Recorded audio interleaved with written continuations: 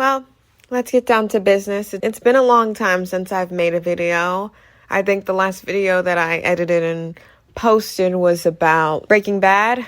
First taste of Breaking Bad. I am now currently in the middle of watching Better Call Saul, which is a very good sequel series that follows the life of Saul Goodman before he became Saul Goodman. And I cannot wait to talk about it because there's a lot of things in that show that are a little, like, I can see the people who made Breaking Bad, they learned their mistake with Skyler, but they didn't completely learn their mistake from Skyler.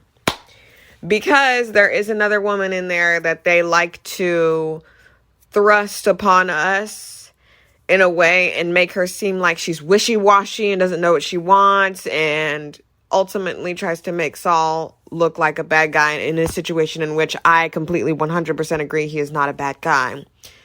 But she's actually a compelling character at the very least, and that's not what we're here to talk about today. That's going to be a different time. So I would appreciate it if you could like, subscribe, share. If you enjoy, please let me know what you want to see from this channel. I appreciate everyone that's here, who's been here, who waits for me to post a video game that you will probably see me play or start up my Let's Play.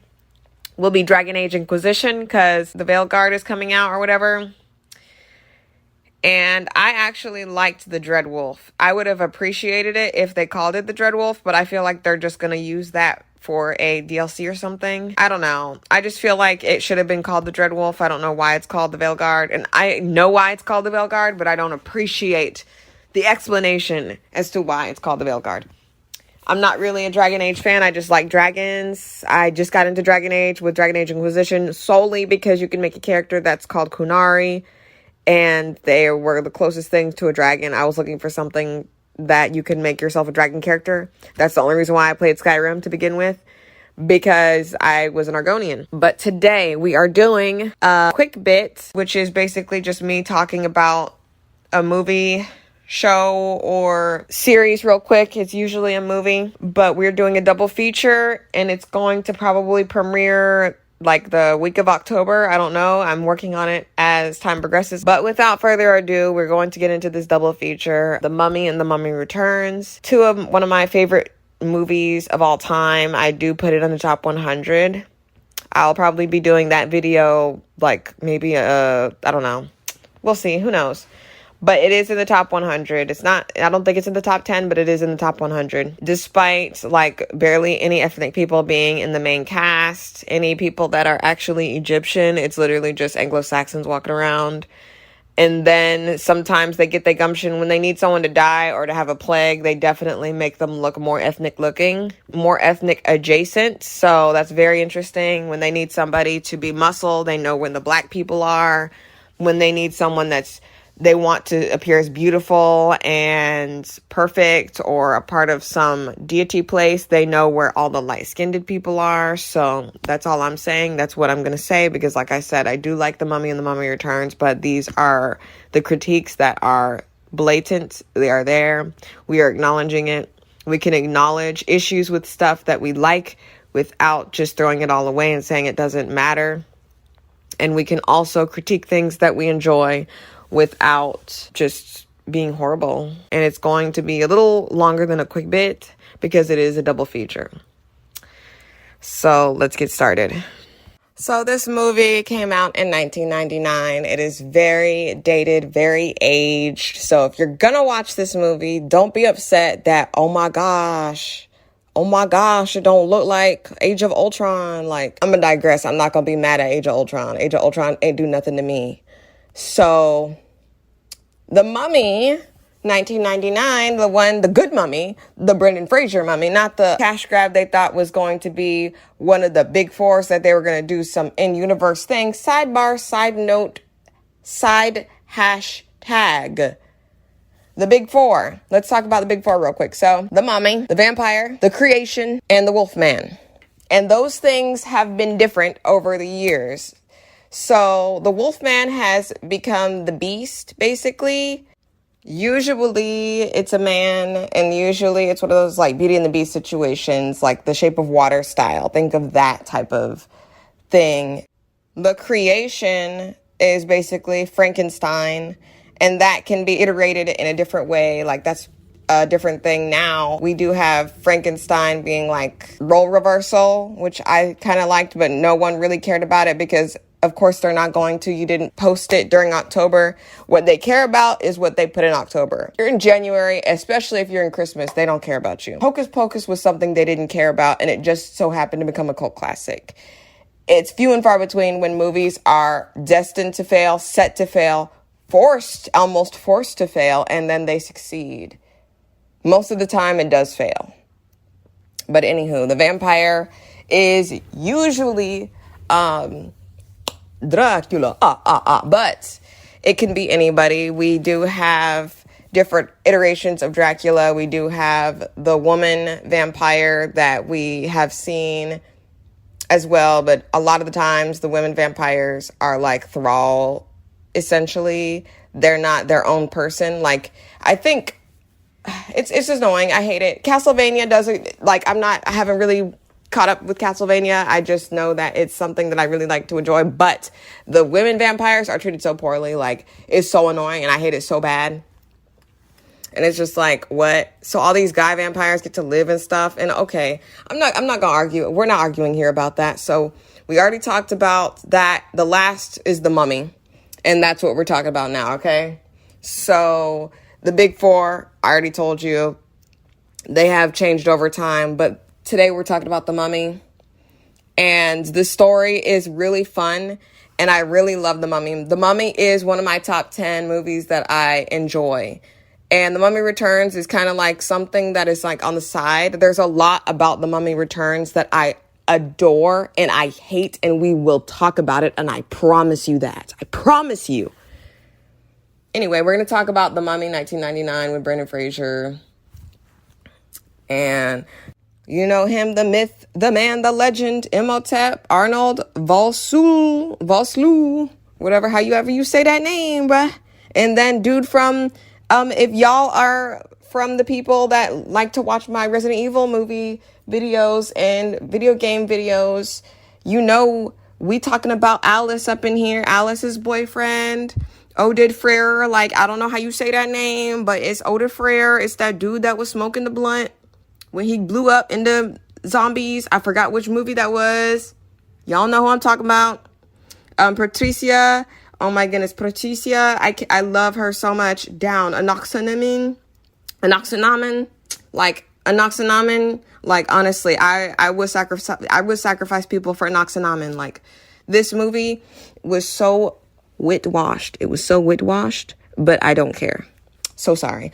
I'm not Egyptian, so an Egyptian person, probably 9 times out of 10, they don't care because, you know, colorism, and they thrive in that. Here, there, everywhere, America, everywhere.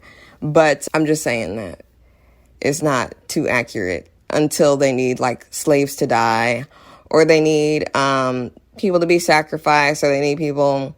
And yeah, you could be like, oh, and then number 2, it's the white guys. This is cursed, that is cursed. And also, there was also two ambiguously someones, okay? They're ambiguous, but whatever. Anywho. We're not talking about that. We're talking about... And let me just say, there is a lot of misogyny at play at this juncture, this point in time. Don't expect anything less, but I do expect more nowadays, and I do expect more of people talking about old things. Like I said before, we can talk about stuff we love. Awesome. I loved The Craft, but guess what? There was some terrible things in there, and I was going to talk about it if you want to know more about my opinion about The Craft. Link will be in the description if I remember. You know what I'm saying? Check that out. But what I don't like, first and foremost, we are not even 1 second into the film, and I already see the synopsis that they have on Peacock, because you can watch this on Peacock or you have to buy it, because it's one of those classic movies that people are like really interested in and really into, to where it's like, if you got a disc for it, you are better off putting that disc in something and watching it than finding it somewhere for free. But it says, a man accidentally releases a mummy who seeks revenge for a curse laid upon him 3,000 years earlier. Keep that in mind. Keep that, what they say. It says a man. Let's just keep that in mind. All right, let's go. Yo, I would have loved if all of the movies, for real, were like this, like the big four movies. Like if they wanted to do a universe situation where it's like a multiverse of monsters and it's like Frankenstein, vampire, freaking Wolfman, beast, whatever, creation, mummy, like that would be so cool with the exact same tone as this movie. This movie is so classically goofy at the same time. It's serious. It kind of reminds me of Resident Evil, and someone did say that. I heard them talk about that, and I was like, oh yeah, that's really interesting, because it's kind of like that. It's kind of like that. It's kind of like how what we would expect a actual good video game adaptation of Resident Evil to be. And I did play the video game of The Mummy, and it was a little difficult. And please let me know in the comments if y'all played that game, because that was really difficult in my opinion. Let me know if it was difficult for you too. Movie starts with panning over Egypt. Things are being built. People are walking around. Things are happening. We up in Thebes, city of the living. We in Thebes. I personally have no idea if this is the same Thebes that we are in Kingdom Hearts 3, because it's crazy. It's like Kingdom Hearts 2 had China, and people are arguing with me about how we will never go to Lilo and Stitch world despite us knowing Stitch and being Stitch's friend, because it's in Hawaii when we have been to China and Thebes. But anyway, anywho, we are in Thebes right now. We are in Thebes. So as of right now, Seti the First is the pharaoh. I don't know who that is in history. Any history buffs in the audience? Let me know. Also, when we're talking about this movie, we are literally talking about what we see, what I saw when I watched the movie. The quick bit is supposed to be just my opinion about the movie itself, but I'm also going to do a little bit of deep diving, because it is a double feature and it is one of the movies that I love, and I'm explaining why I love it and why some parts are disgusting to me. Thank you. So, Imhotep, old dude, sidebar, he was in Charmed. I remember seeing him in Charmed for like one episode. I don't even know if he was credited or not. I just remember seeing his face. I'm like, what? Imhotep? Every time there was this meme I saw. If I remember, I'll put it in, but it was like every time I see this actor, Imhotep, it's like hilarious. It's funny. But he's basically the pharaoh's high priest. So he has some sort of priestliness, okay? He's the keeper of the dead, I guess. So people are a little confused, I've noticed, when they talk about this movie as to what's going on. And I really hope that my video clears up some things. There is a bit of inconsistency when it comes to times in this movie, but like I said, it's like very camp. It's just like very not to be taken seriously, but only for a little bit. This is the serious part right now. But Anaxinamun, they say it so many different ways. I prefer Anaxinamun, but I might say Anaxinamun. You might hear me call her Anaxinamun. I will not call this girl Moon. I'm so sorry. I'm not lazy enough to just be like Moon.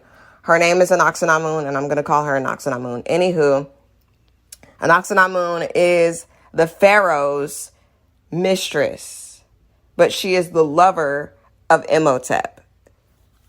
Remember that.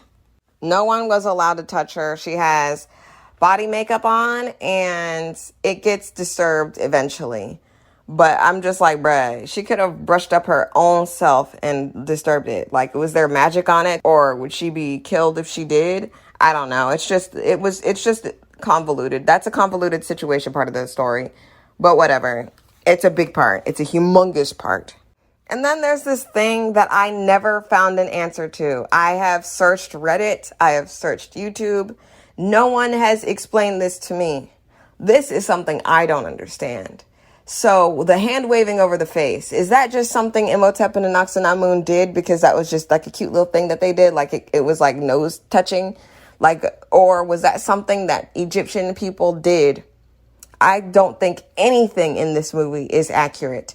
However, I do think there is a woman on YouTube that did break down everything in this movie. I just haven't watched it because I don't like to watch videos about things that I'm about to make a video on. I like to have my own opinions be put out there for the most part. So I'm just sitting here like, the only thing I never understood, just this specific thing, is why did they wave their hands over each other's face? They did it they did it in both movies. So I'm just kind of confused as to what's going on. Why? Someone please explain to me. So it just looks like they planned on killing the Pharaoh. He's talking about, oh, who touched you? And she could have just been like myself. She could have, I don't know. I just feel like it was set up to where she wanted him to see that she was touched, because I'm going to just go for the story. So old dude, Imhotep, takes the Pharaoh's sword and just literally kills old dude with Anaxinamun. They both stab him together, which is literally couple goals, honestly, couple goals. Because you guys can talk about, oh, she's horrible, I can't believe she did that to the Pharaoh. Pharaoh plucked her as a child, probably plucked her as a child from somebody's lap and put her into the palace, sexually assaulted her until she was well an adult, and she is the mistress of the Pharaoh. The Pharaoh took anyone and everyone. That's what leaders do. They will do whatever if they're in power. Like, honestly, like, I really don't understand what the deal is with y'all, but whatever. Anaxinamun does not want him. She said, like, when she kills herself, she's like, her body's not his temple anymore. It clearly is hinted at that she does not like this dude. And if she even liked this dude a little bit, maybe she would have poisoned him. But she needed to kill him. Like, they both needed to kill him. It's just couple goals. I'm not going to argue with nobody. So that happened. And then apparently in the second movie, when we talk about it, because like the people come because his bodyguards for some reason are called, but we don't know yet that who did it. It's a little hard to talk about it. But because this is the first movie and I have no idea if the people who made the first and second movies knew that the second movie was going to do what it did. And I can't talk about it until we talk about it, until it happens. So only thing I can do is talk about what happens right now. And what happens right now is, I'm going to call them the Quidditch heads. The Quidditch heads were closing the door on the Pharaoh before he came in. And he's like, what are you doing here? So that's what people get wrong about this movie, is they call Anaxinamun his wife.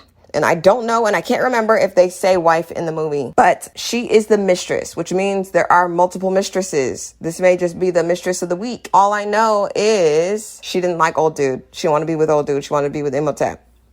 He's surprised when Imhotep's in the room. So he's already suspicious. Can't recall if it explains why he's so suspicious of her from the beginning, from the get-go.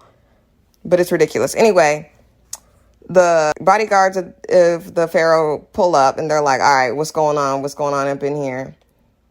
And then the gold heads, the Quidditch heads, take Imhotep, the hand thing. They let him sit there. They let him sit there and do the hand thing with her. She literally does it. What happens is he gets taken away. She kills herself. But before she killed herself, she's like, oh, it's only you who can resurrect me. Because he's like the person of the dead. Like, he the person of the dead. So he's literally the only one that can resurrect her. He doesn't even want to see her die. He like twinges and quinges away when he sees that. In order for him to resurrect her. So according to old dude from Alice Resident Evil movies, I'm going to just call him that, Imhotep and his priest went to take her body and resurrect her. So they needed to take her body from the crypts. They raced and all that into the temple or whatever. It's called Hamun Taptra or whatever it's called in 1290 before Christ, okay? He took the Black Book of the Dead from its holy resting place so he could revive this girl. But before he can do it, he gets captured, and it's hilarious. So the gold heads are with Imhotep. Some things don't make no sense. If those are his priests, why would the Pharaoh be confused as to why Imhotep is in his presence? His priests are clearly there.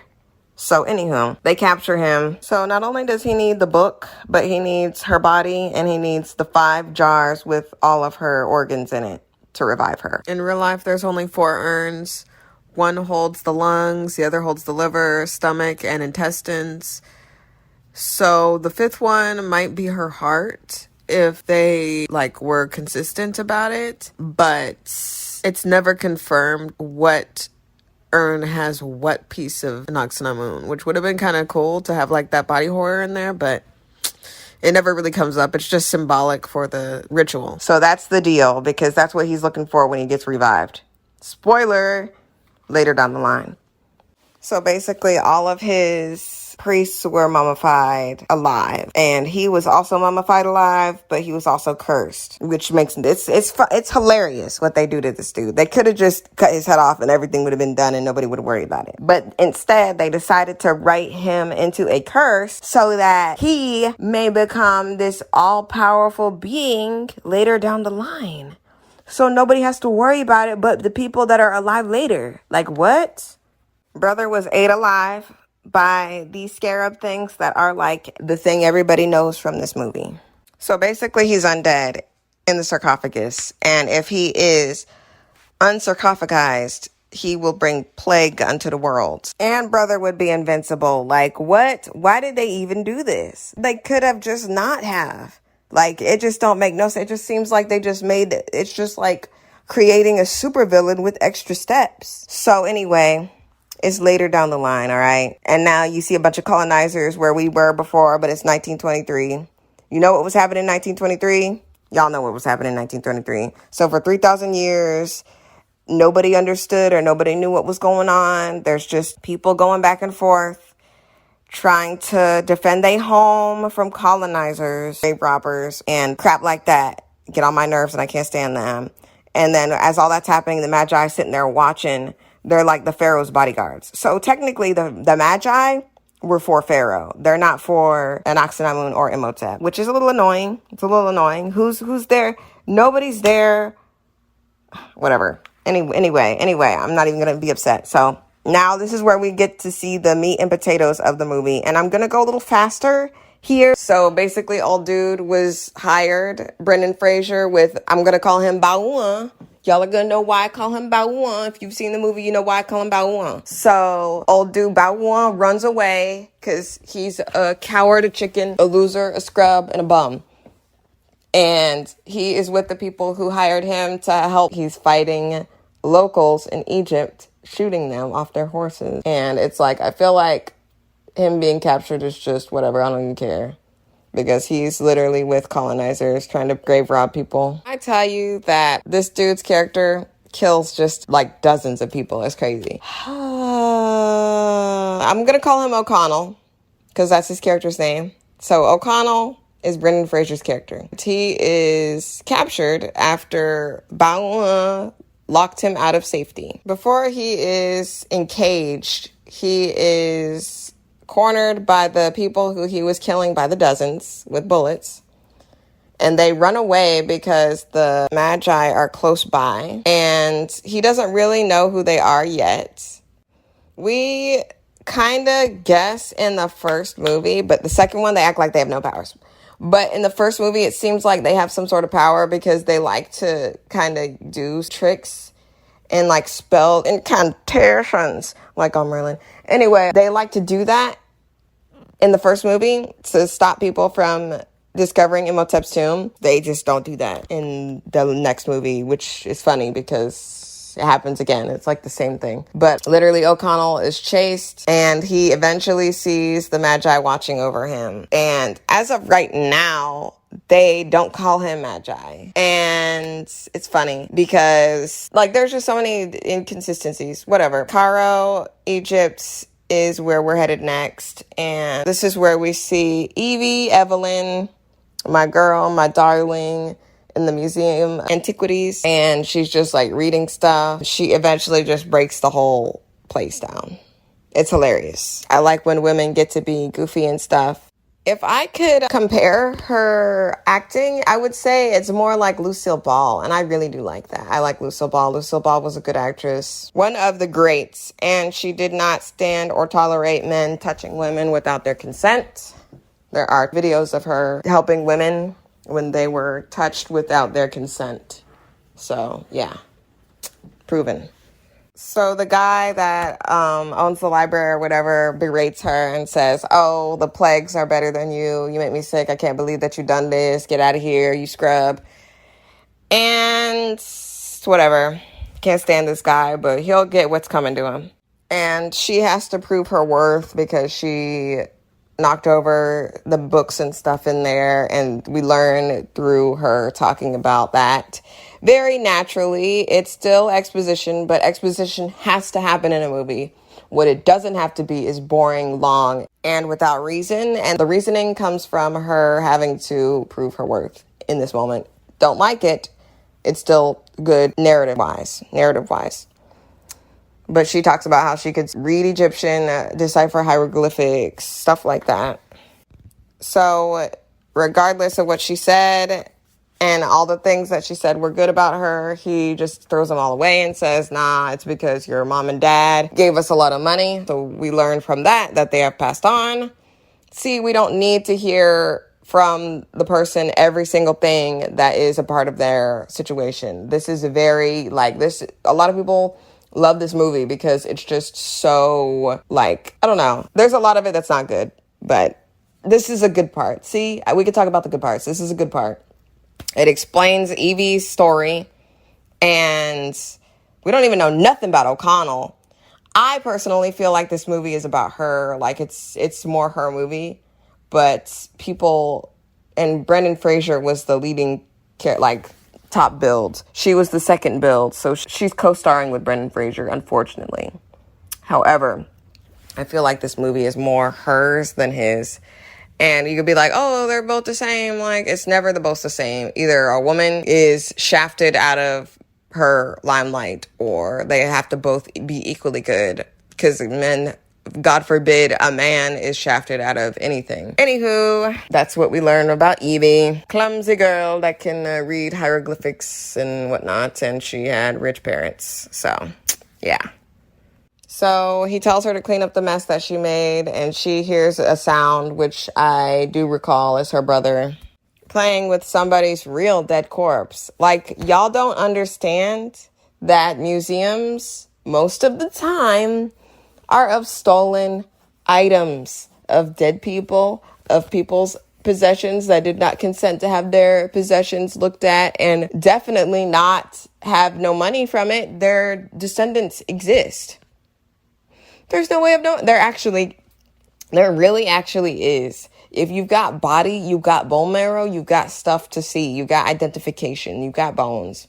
You've got, they will tell you left and right where these bones came from, what they did, what their last meal was, but they refuse to go find the descendants and give them compensation because they would prefer not to. Anyway, imagine Evie saying, have no respect for the dead. Girl, you are working here. You cannot work at a museum and then be like, I can't believe you're not respecting the dead, girl. You don't respect the dead, you work at a museum. Tisk tisk, So we learn from her brother and Evie's banter back and forth that he's like a drunk, kinda. He's like a party boy. And I never really believed him. I never believed this dude. This guy was nice comedic relief, okay? He's a cool Sokka-like character, but what Sokka had, for what it's worth, for the tiny bit of Avatar: Last Airbender that was worth his, like I said, I dislike Avatar: Last Airbender. I love Avatar: Last Airbender, and I hate it at the same time, and I'm not going to argue with y'all. I already talked about it. If you want to know my opinion about that, you can look that up on my channel, but I don't like this character because he's not a good actor. I'm so sorry. They just gave him nothing to do. I feel like he could have been cut up out of this story and it wouldn't have mattered. He barely does anything, and anything he did could have been anybody else in the story. He is literally just here to have another penis swinging around in the cast. He does nothing and provides nothing, and I don't like Jonathan. And apparently scholars have rejected her application, so now she has incentive to get, actual hands-on experience in the field. That's why she's actually going to these tombs in the first place. But I'm still going to be on that Evie. Even though your mom was Egyptian, it's kind of I don't know if she was wanting to open stuff up because it's her right. If you are the descendant of what's going on, then it's your right. But if you're not the descendant of what's going on, then it's not your right. So that's where I'm left with that. So what Jonathan contributes to the movie is he finds the little thing that they put in the sarcophagus of Imhotep to lock him away. And he gives it to Evie and says he found it in a dig in Thebes. And it's just known through exposition that Jonathan is known for bringing her trinkets and nasty stuff that has no value to the curator at the museum. But this thing is very interesting. She doesn't know what it's for, but she's very interested in it. So she brings the map that she found within the little trinket thing that opens the sarcophagus of Imhotep, but neither of them know this, to the curator of the guy who was like, oh, I only talked to you because your mama and your daddy was rich. You ain't nothing, you piece of trash. I hate you. She's going to go to him with this, and then he's going to basically say that, oh, you didn't get nothing. It's trash. It's garbage. Only so that they don't want to be around it. That's the only reason why he's trying to make them feel like it's worthless. So what happens is it's Hamunaptra, the city of the dead, and apparently all of the dead of Egypt were buried in one big mass tomb with all their treasures. So that's where they want to go. They want to go back to where Imhotep was trying to raise Anaxinamun. And another thing that Jonathan, I guess you could say he does, that anyone could have done, but he's the one that does it, even though he's supposed to be a drunk and we're not supposed to listen to him or whatever, and he's like useless, but he does say things in passing. So one of the things that he does say that's in passing is the fact that he knows all the treasures there, but the curse, there's a curse that comes along with it, as well as on command, the pharaoh could sink the whole entire place into the sand. So basically, it's a dangerous place to go. Curator burns the map so that they can't have it. So Jonathan lied, and he said he got at a dig in Thebes. He actually pickpocketed it from someone. That's where he got it from. So she's a little upset. Now that her prison, technically slave labor. Yes, prisons use slave labor, and just because they get paid pennies on the dollar or pennies, does not mean that they're not any less a slave. There are different variations of chattel slavery included in that, but these people are slaves, and like I said, when they need an ethnic-looking person to look nasty and to look dirty and to be slaves, they know exactly where to find them. But when they need main characters, slender, slim, Angelo, they know where to find them once again. She wants to know what O'Connell did, and he told the guy, he was looking for a good time. The man that was in prison that Jonathan stole from is the same person. It's O'Connell. Everybody loves to gas up their relationship. O'Connell and Evie's relationship, when it's built on disgust. When they meet and he's in the grime and stuff, he's gonna be hanged. The dude that has him and that's gonna hang him is like, he's calling him a pig. I assume it is because he's an American. So O'Connell tells her that he got the puzzle box from Hamunaptra, or City of the Dead, and he kisses her without her consent. She doesn't appear to hate it, but it is without her consent nonetheless. And he says, if you want me to take you there, you're gonna have to get me out of here, because he's about to get killed. The dude who is grimy and grubby, and when they need to have a foreigner, they know who to get. They know who to get when they want someone that is pish posh English and American, even though there is a sort of arrogance that comes with Americans that are portrayed on television and movies. They still are put in a good, attractive light. They completely took any form of attractiveness from this dude to make him the grossest as possible. And not only that, he gropes Evie and wants her to prostitute herself. It's bad enough that she had to kiss this dude that he just took a kiss from her, but now she has to prostitute herself for more to get this dude out of here. It's crazy. So she tells him he knows where the treasure is, and he's like, nah, you lie. She's like, nah. So she Bugs Bunnies him into accepting 25% of the gold when they go. So he cuts him down because when they did hang him, his neck didn't break, which isn't something that is uncommon. A lot of people you see in movies, they'll just die instantly, or you'll see them twinge and it'll be over. Sometimes the neck is so strong that it's just not breaking. So, but the reason why it doesn't break is because of the second movie. But I don't know if they had any idea that the second movie was going to be, because there's a lot of things that don't make sense from the first and second movies. And like I said, it's a double feature. We're going to do it at the same time, so there's no confusion. So she gets him down. Grubby dude that wanted Evie to prostitute herself is now coming along with the dude who salted her lips with his dirty, nasty lips, even though, like I said, she did not seem to not like it. But she did not ask for that, and that was not the occasion. It's like, if she were a man, he wouldn't have done that. Because he is heterosexual. But legitimately, I just think that that's ridiculous, that even in fiction, women and girls still have to be accosted. Like, there is no safety. Even within how Noxnamun is, she is the possession of the pharaoh. She kills herself because she'd rather kill herself and be reborn from Imhotep than be in that relationship with that man who sees her as a possession, like a work of art. Anyway. So they're at the docks and they're waiting for O'Connell, and she's like, oh, I don't know if he'll show up or not. And the brother, like I said, he just adds things here and there that literally anybody else could have said, and it would have been fine. Like, him being there is annoying. I would have preferred her have a sister, because he literally brings absolutely nothing to this role. I'm telling you right now, this guy, nobody says that Evie's brother is their favorite character from The Mummy or The Mummy Returns. No one says that. They will say the Magi Man, like, before they will say Jonathan. He provides nothing, but there's no think pieces or hit pieces on not only the actor, but the actor's character saying that, oh, it's trash, it's garbage. Guys get to be garbage. Guys get to be trash in movies.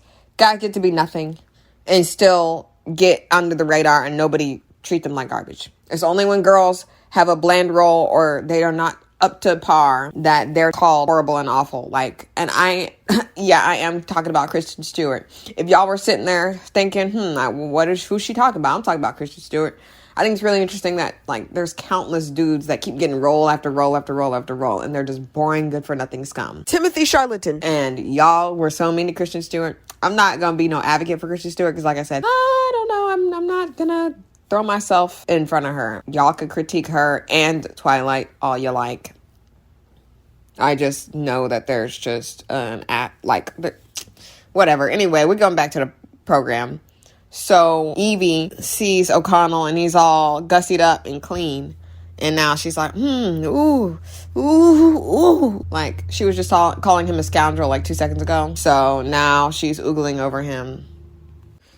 And so O'Connell is like, y'all gotta stop doubting me. I'll take you to where all my group went that was paying him to go.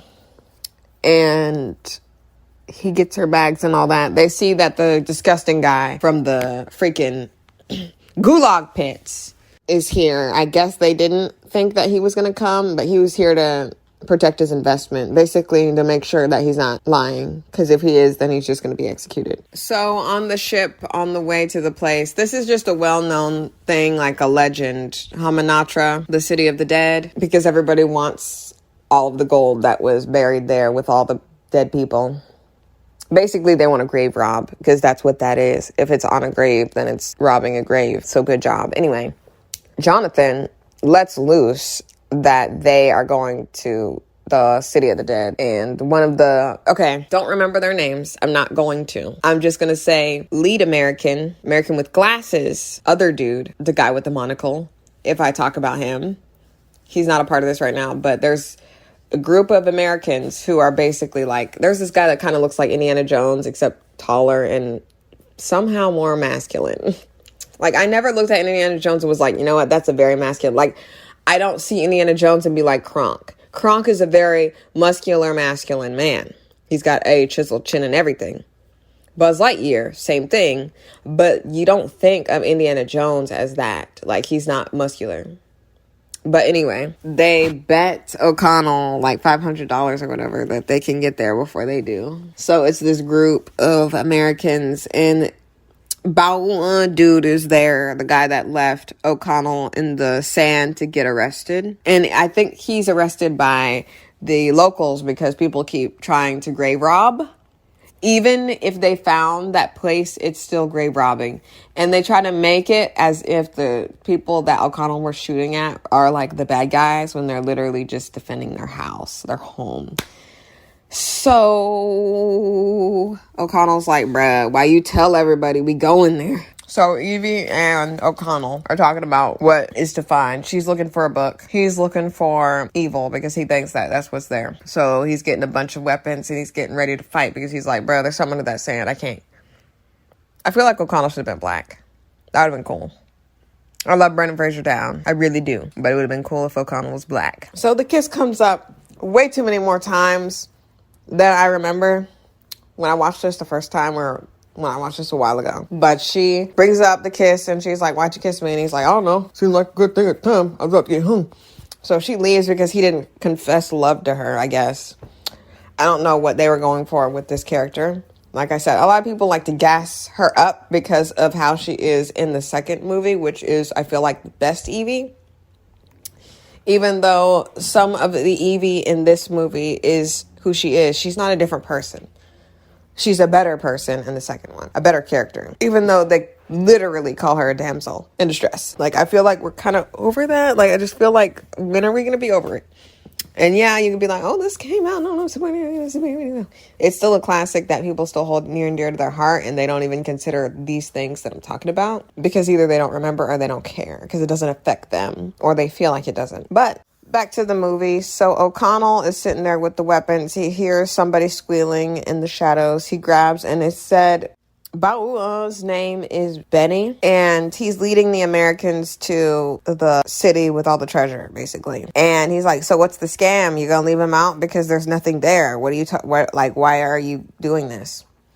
And he's like, there's no scam this time because they're only paying me half now and half when they get their gold. So he has to go the full way this time because last time he just left, he ran away and then he got caught and he got arrested because they're grave robbing. So I'm not going to call him Benny. I'm going to call him Bao, and you're going to know who I'm talking about. Like, so Bao said to O'Connell, why are you going back? Because you don't believe in O'Cairo. You don't believe in any of the stuff because he's just muscle. He don't care. He knows where treasure's at, but he only believes it so much. Like, he doesn't believe that they're gonna find anything because when he got there, he didn't see anything.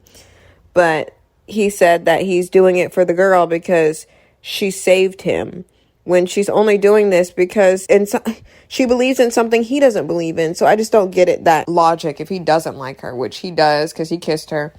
And he didn't say that he liked her. And maybe that would have helped the case. But it doesn't matter because they end up together anyway. So, like, it just shows it's like, oh, you could be a jerk and you still get a girl. That's crazy.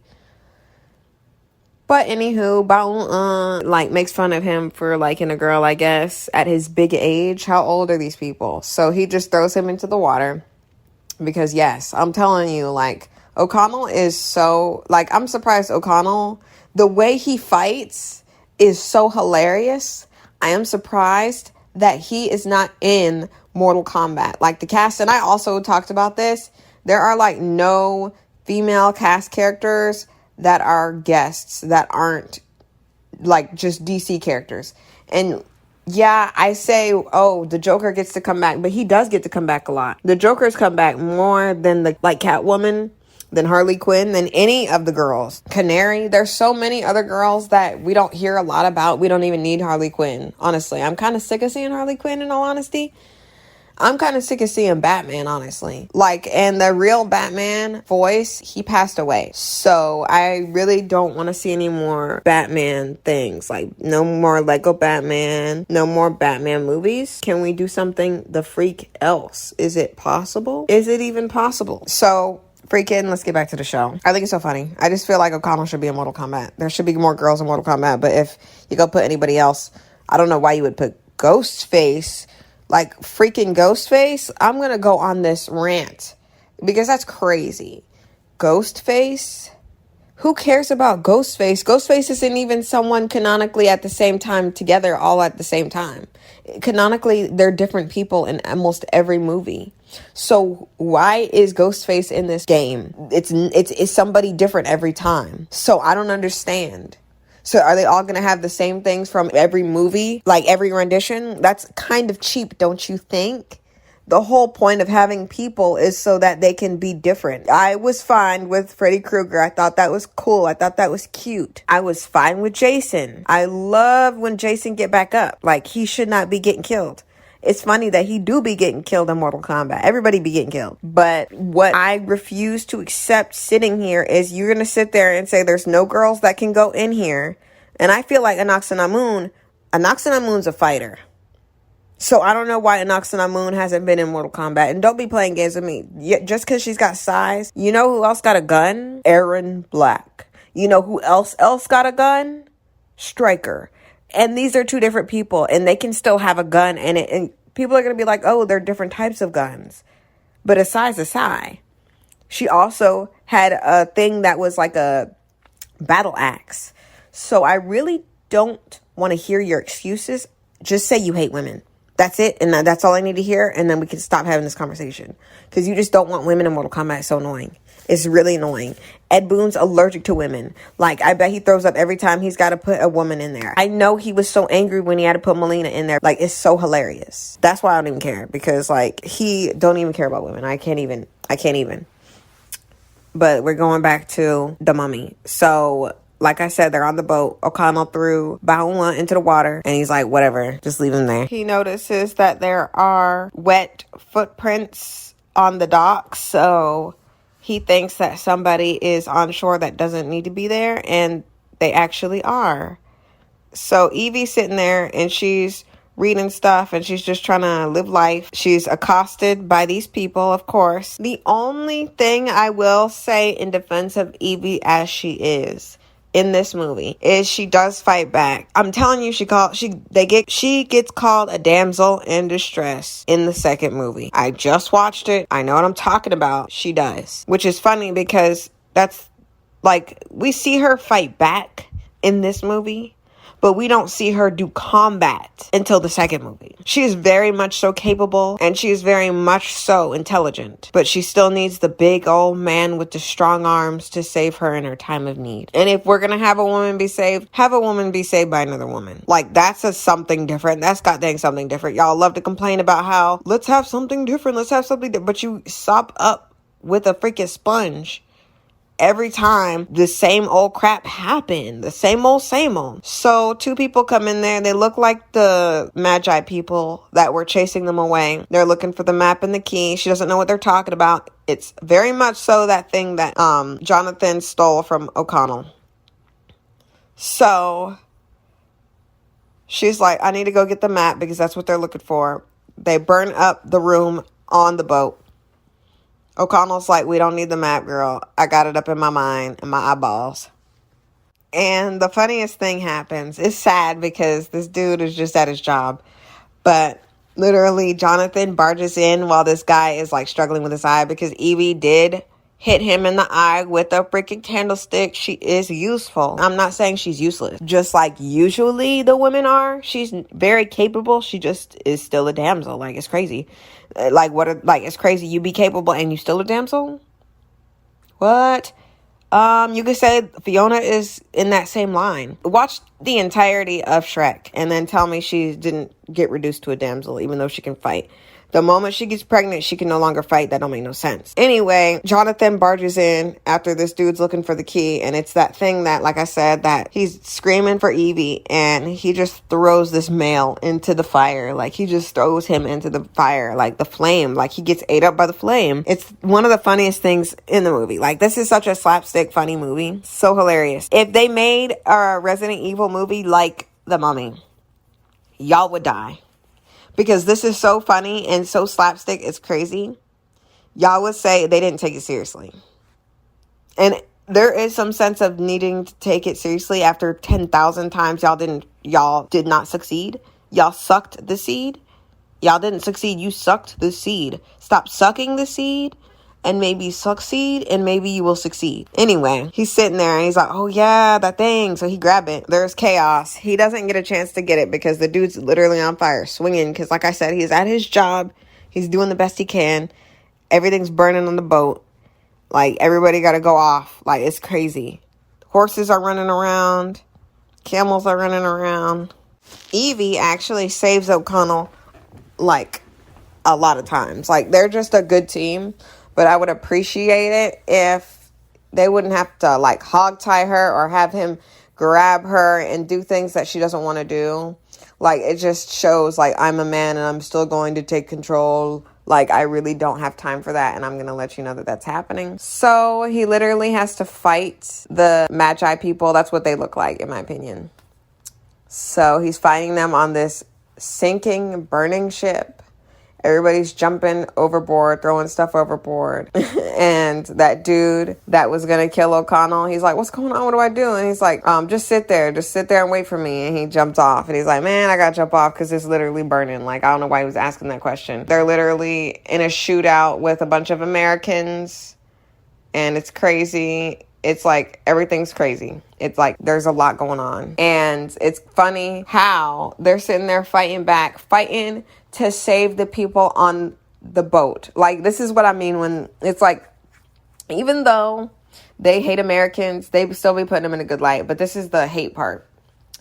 So Jonathan comes by and sees all of the Americans shooting stuff. And the English guy behind them, the British guy that was at the museum that Evie works at, he is working for the enemy, the Americans. And Jonathan's like, oh, Americans, as they're shooting to save everyone. That's crazy. Whatever. It's just because they're shooting guns. It is what it is. He was boistering up O'Connell, talking about, oh, he's a man of his word. But then he's all talking about, Americans, when these people are literally trying to save everybody. And maybe they're not trying to save everybody. Maybe they're trying to save themselves. But they're still indirectly saving everybody else, trying to shoot these people who are shooting at them. Anywho, we're going to keep going. And after all that, Jonathan ended up with that little thing. He's a pickpocket, so he is good at taking things from people, and that's understood. So when he gets stuff, it's not like, oh my gosh, wow, where'd that come from? That's his superpower, kind of. Everybody's got something. So Evie can read hieroglyphics and whatnot, and Jonathan can steal stuff. His thievery and sneak is 100. And O'Connell's warrior is 100. O'Connell literally hits somebody with a chair. It's so funny. And it's not even like WWE style hit you with a chair. It's literally like, throw that thing. He threw that thing. And that thing made impact. And it broke on impact. Hilarious. And Evie's speech is 100, son. Her speech is 100. And one hand is 100, okay? Her one-handed tree is maxed out, son, to legendary. For those who like Skyrim and know about Skyrim. For those who don't, you have no idea what I'm talking about. And you're just sitting there like, what are you talking about? What you mean? Anyway, remember when I told you this is going to happen in the next following scenes? But I'm just sitting here. I'm so angry about this situation.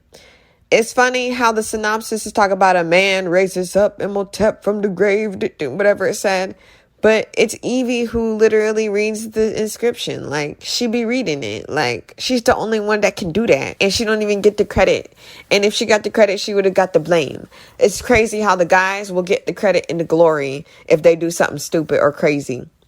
When a girl does something, she either gets robbed of the recognition, or if they do recognize her, it's in spite of. Legitimately. Let's continue. And here's another reason why I don't like the O'Connell Evie thing, is because I don't think I would ever be with someone ever in life, in any generation, in any timeline, and in any part of history where I would think it was okay for a man to say, oh, we could have gotten these camels for free. We just had to give them your sister. So you're talking about rape here, because why would she want to sleep with some gross old man that she doesn't even know what he's saying? Joke or not, that is literally a rape joke. Like, that's what we can say. And now they're going to make it seem like just because she's dressed in some garb that everything's fine after he just made that rape joke. And people need to understand that that's what that is, because it's not prostitution or sex work when it is not of your will. It was not of her will. She was never a part of that. She never heard that. If she heard that, I'm pretty sure she wouldn't have had a child with him. That is insane to say. And he said it to her brother. And her brother joked and said, tempting, isn't it? To make he went in on the rape joke and doubled it. That is his sister. He said it was tempting to allow her to be raped for 4 camels. As long as we understand that, I'm going to stop talking like this and we're going to continue. So they just do some antics through the desert, and we're not even halfway through this movie. It's crazy. And we're already at like an hour of me recording this. I'm probably going to cut a lot out, but whatever. They're racing over the sand. Our quote unquote good guys who are making rape jokes are racing across the sand with camels, which are better for the situation because they're getting there faster. While the Americans and Baoan are behind them with horses. And Baoan is fighting O'Connell, and they're like punching each other. It's so funny. Like, it's so funny if it wasn't sad that he was a jerk. But they go and they beat him there. But they're arguing over where they can dig. And they think it's where they're supposed to be, but Evie figures out where they need to go without having bloodshed because they're like pulling guns on each other for this situation. We have some moments where O'Connell and Evie are like having love shenanigans together, and after the rape joke, it's kind of like not romantic to me. So that happens. The Americans and Evie and the gang are looking for Hamasatra or whatever, Karma Sutra, whatever place. The Americans are looking over and they're like, do they know something we don't? Because they're just sitting in the sand. They don't know what to do. And the curator or whatever, the guy from the museum that Evie worked at, is talking about, they're led by a woman. What is a woman? Oh. But she literally was employed at his place inscribing, describing, like, I don't understand. Like, that don't make no sense. Like, why would he say that? The cool thing about this is, ironically, he's wrong.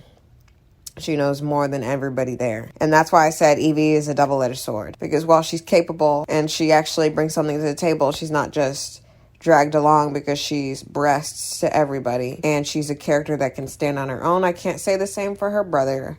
Literally, he'll say something in the background and you'll be like, oh, I didn't even remember that you're even alive still, bro. Why are you here, bro?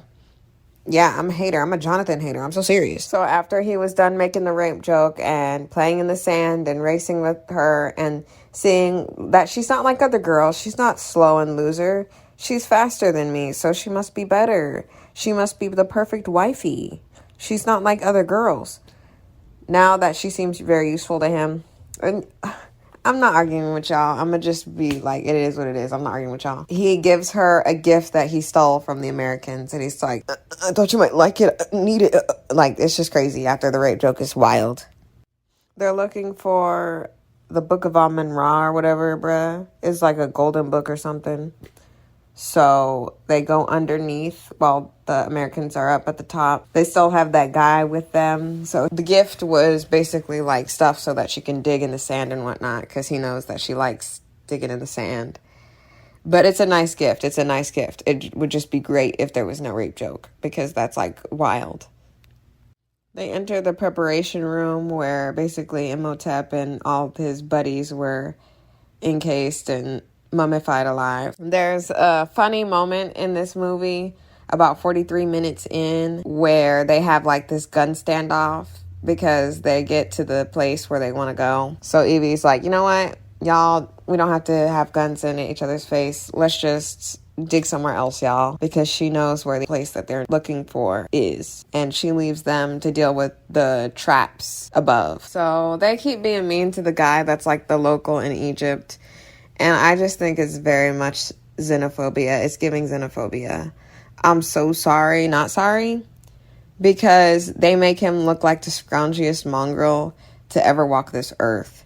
And every place on earth has people who are human beings. Everyone is different, and there's different groups of people, even within a group of people. So I just think it's very interesting that they make them all dirty and nasty, and they make him out to be like this grouchy mongrel. I just don't like it, okay? I don't like it. So they're digging in between Anubis's legs or whatever so that they can take the book from underneath the Americans instead of having an altercation with them.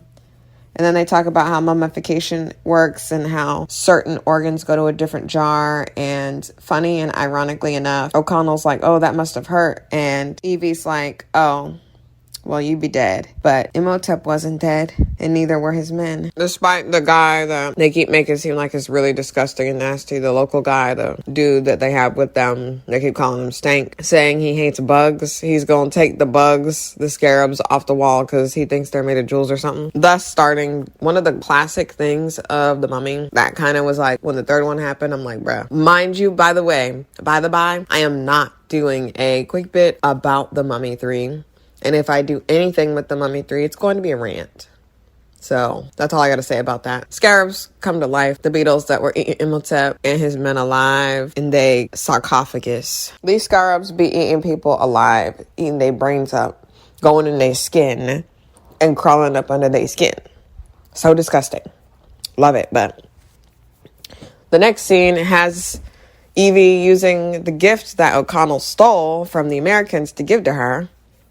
It's like the practical gift. It makes sense of the scene. It moves the scene forward. Very interesting, very cool, very demure. So the sarcophagus that was underneath Anubis's statue that fell from the rooftop where they were digging underneath the Americans says he who shall not be named. So it's either one of two people. It's either going to be Voldemort or it's going to be Imhotep. And it's like he who shall not be named. It's a unmarked thing. She uses the thing that the people were looking for on the boat. Those people that attacked them on the boat were looking for a key. So she put that in there and it fits perfectly. That sounds like Glorilla. That's crazy.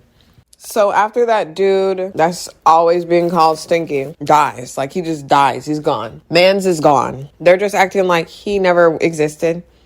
Like, they act like it's fine and everything's fine. They're making jokes about his death. Like, it's crazy. So wild. Don't be arguing me. You know that's wild. Like, you know that's wild. You don't have to lie. There's another shootout scene with people coming up on their camp. Now we're officially meeting that dude from Alice's Resident Evil movies. He's a part of the Magi group. He attacked them. Everybody's shooting everybody, but O'Connell literally lights up dynamite. Shining through the city with that little funky song. He's willing to blow everybody up. Because he's like, I'm not dealing with this no more. Because they keep attacking them everywhere. It's just very hilarious. He's basically the protector of the Pharaoh, the Magi. And they're like, we're protecting Pharaoh, even though it was the Pharaoh's people who set Imhotep up to be a stronger force. If anybody dealt with him and put him there, like, it's like, oh, they want him to have the worst outcome, but giving him the worst pain in the world gave him powers, and he already had powers. And that's another inconsistency thing that people talk about with this movie. Wackiness ensues eventually. They find what they're looking for. But the Americans and O'Connell and the gang join forces because they're afraid of the Magi. So the curator guy from the museum finds the big old chest, and they read the inscription. And he's basically talking about, oh, anybody who opened this chest be dead. And all the crap happened when you do that. So don't do that, please. For the love of God, don't do that. And they're like, man, treasure, man. Let me open this box, son. And this is the part of the movie where I'm like, oh, yeah, y'all deserve whatever happens. Because not only did they open the box that said, if you open this box, you'd be dead. And crap be happening. But Evie decides, oh, my goodness, this guy was condemned years ago, billions and trillions, and oh my goodness, look at all the horrible things. Like, he could have been a horrible person. Why are you opening it? Why are you opening his sarcophagus? Why are you opening okay, I'm not gonna make no joke, but all I know is you open that sarcophagi, you gonna get someone who's pretty nasty. That's how the saying go. So they open it up. It's crazy. They all in unison talk about how juicy. You can't make this up. I'm so serious. They talk about how juicy this man is. And it's hilarious. I love this movie. So the Americans and that loser with that Abu hat on open up the box and they find the Book of the Dead. And the Americans are like, bro, where the treasure at, son? Homie? Home slice? Home skillet? And he's like, bro, this be the treasure. Like, what you mean? And he's like, nah. And I'm pretty sure he was about to whip out the piece because he's like, ain't no way I came here for the book. Like, I could have went to the library. But they pop open and they see Anaxinamun's urns and whatnot. And one of them's broken. Each one of the Americans take the urn, right? So each one of them has an urn. I am so serious. She's talking about the curse of Hung Dai or something. However she said it, whatever she said. I'm gonna say somebody else. Imagine doing that to just like the worst person you can think of that's like someone everybody knows. And then being like, 3,000 years, someone's gonna dig him up and read the inscription that says, please do not read this, or else the person who's up in here is gonna have 10 full powers of 1,000 entities. The 10 plagues of Egypt. So Evie takes the Book of the Dead from the curator guy while he's asleep, and she puts the thing in that Jonathan stole from O'Connell, and that's how this whole thing started. And she reads it, and she's like, ooh, and then Imhotep be coming back, and then that dude's like, "Nai." And we are gonna go pretty fast through the rest of it. So basically, Imhotep is awoken, and he's playing games, bringing plagues of Egypt, turning water into blood, and being disgusting. And everybody is trying to stop him. It's funny, the Magi's like, bruh, we literally done told y'all, like, why y'all do this? Like, it would have been really nice if they just said, you know what? The reason why we're telling y'all not to do this, like, explain yourself before you'll blame yourself, because I am blaming you. I'm blaming the Magi, because instead of doing little quicksand tricks in the sand, perhaps you could have told somebody, hey, brother, old dude is down there. And for some reason, 3,000 years ago, they thought putting the worst person they thought was somebody horrible known to man into the ground with the worst curse in the universe that would allow him to have power over the universe. And power at all, any amount of power, if it gave you the ability to fly, that is still crazy. You could have just killed this male, could have just killed this man, could have killed him, could have decapitated his head and ended it all, and then you would have never had to worry about this man 3,000 years later. Like, that's wild. Nothing will make me believe that that was not wild. There is no reason to be putting a curse on somebody that if you hate that person so much, end their life and call it a day. Stop being extra. Stop adding pizzazz on it. Like, it's getting crazy. So he does not mistake Evie for Anaxinamun. He's using Evie's body because people say it's because she's the one that read the book. Like, if whoever read the book, she was just going to take and use their body. It didn't have to specifically be a woman. But I think the reason why he doesn't see Evie as Nefertiti, and y'all don't know anything about this if you haven't seen the second movie. If you've seen the second movie, you know what I'm talking about. Because when those Americans opened the chest, there were some things that came along with opening the chest. Not only would they suffer, but they would have to suffer immensely. And Imhotep needed to catch all the organs to come back to life. So he took the eyes of a dude who did not have good eyesight. So I believe that's the explanation I'm going with as to why Imhotep never clocked Evie as looking like Nefertiti. Because in the second movie, it makes no sense that all of a sudden she's the reincarnated version of someone who Imhotep and Anaxinamun knew very well. It just don't make no sense. But it makes sense because, first of all, Anaxinamun, despite being able to hear people because she was aggressing at people and she's a fighter, like, it's funny how people will swear up and down that there's no girls that could go into Mortal Kombat that could be guest stars. So you got all these males swinging penis around. It's getting really insane. I think it's crazy that Anaxinamun has not been put, or even Imhotep, if you want to play games like that, Imhotep and Anaxinamun, you could do 2-time, double time like Smoke and Noob Saibot used to do. And now Noob Saibot do it himself. He evolved himself. He don't need Smoke no more. He Noob Saibot in Noob Saibot 2 like Mirage and Mirage 2. But anywho, that's the explanation there, I believe, because Anaxinamun, her eyes were covered, so she doesn't know that that was Nefertiti's reincarnated person. And that's the reason why I believe neither of them clocked her as Nefertiti at all. Even though they still would have hated her because she's the one that called the guards. But they wouldn't have known that because technically they just see the guards are there. Anaxinamun killed herself. She didn't really look around to see, oh my goodness, is that Nefertiti? If they retcon that, because I am going to like go back over the second movie before I start that recording, because I'm recording this. I literally am doing crunch time. I'm trying to get this out by October. It's going to be a long one. So at this point, Imhotep's whole thing is to get the jars back from the Americans, and the curator had one. But he needs those organs so that he can get Anaxinamun back. He was doing that before he got killed. He literally just went back to business. He was like the NPC. He's like, you know what, back to work. Must have been the wind. Like, he didn't, yes, he's doing side quests to, like, collect his own body back to life, but literally that's what happens. He fights with O'Connell, and they bring him back to the underworld or whatever and whatnot by the end. It's crazy because they make it seem like it's been years, like he's in a chrysalis, the way he dies at the end of The Mummy, and then how he comes back to life in The Mummy 2 is very strange. In The Mummy, it looks as if Imhotep has super strength because him and O'Connell like fist fight, and O'Connell begins to lose, and it's because he is straight up immortal. And how they take his immortality away is the Book of Life, which is a gold book because the Book of Death was black. It's very comical because he chases after his soul up the stairs as it leaves to wherever, and I don't know where his soul went. All right, we don't know. We have no idea where it went because in the second movie, they make it seem like he still has a soul. O'Connell stabs Imhotep at the end, and he's like, oh my goodness, I got stabbed. So he starts walking back at where it's like, it's very funny. It's very comical funny, but it's serious at the same time. Because it's like, he dies, and he goes back to being like crumbly, and he looking like beef jerky. And it's so funny because all the souls around him is just like sucking him in. And you just see Jonathan in the back. Like, he provided really nothing except he was pickpocketing.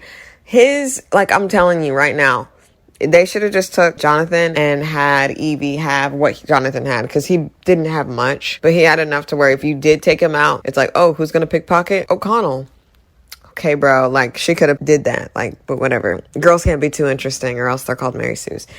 Anywho, when he dies and all that, and when that happens, Bao, who decided to join forces with Imhotep, didn't really talk about that because it was a little annoying. I hated that.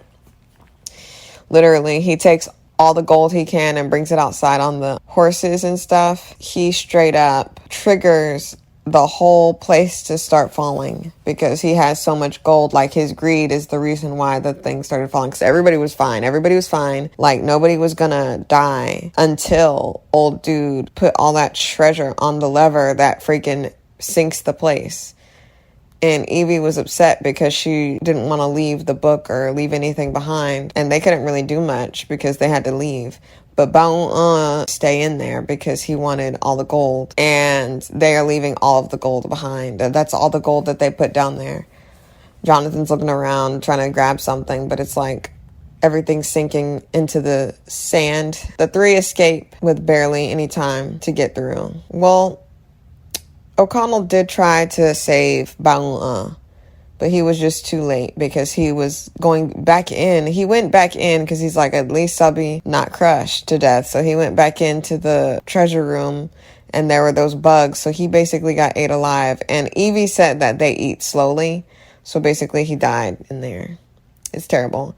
And it would have been really funny if they brought him back as a zombie, a mummy.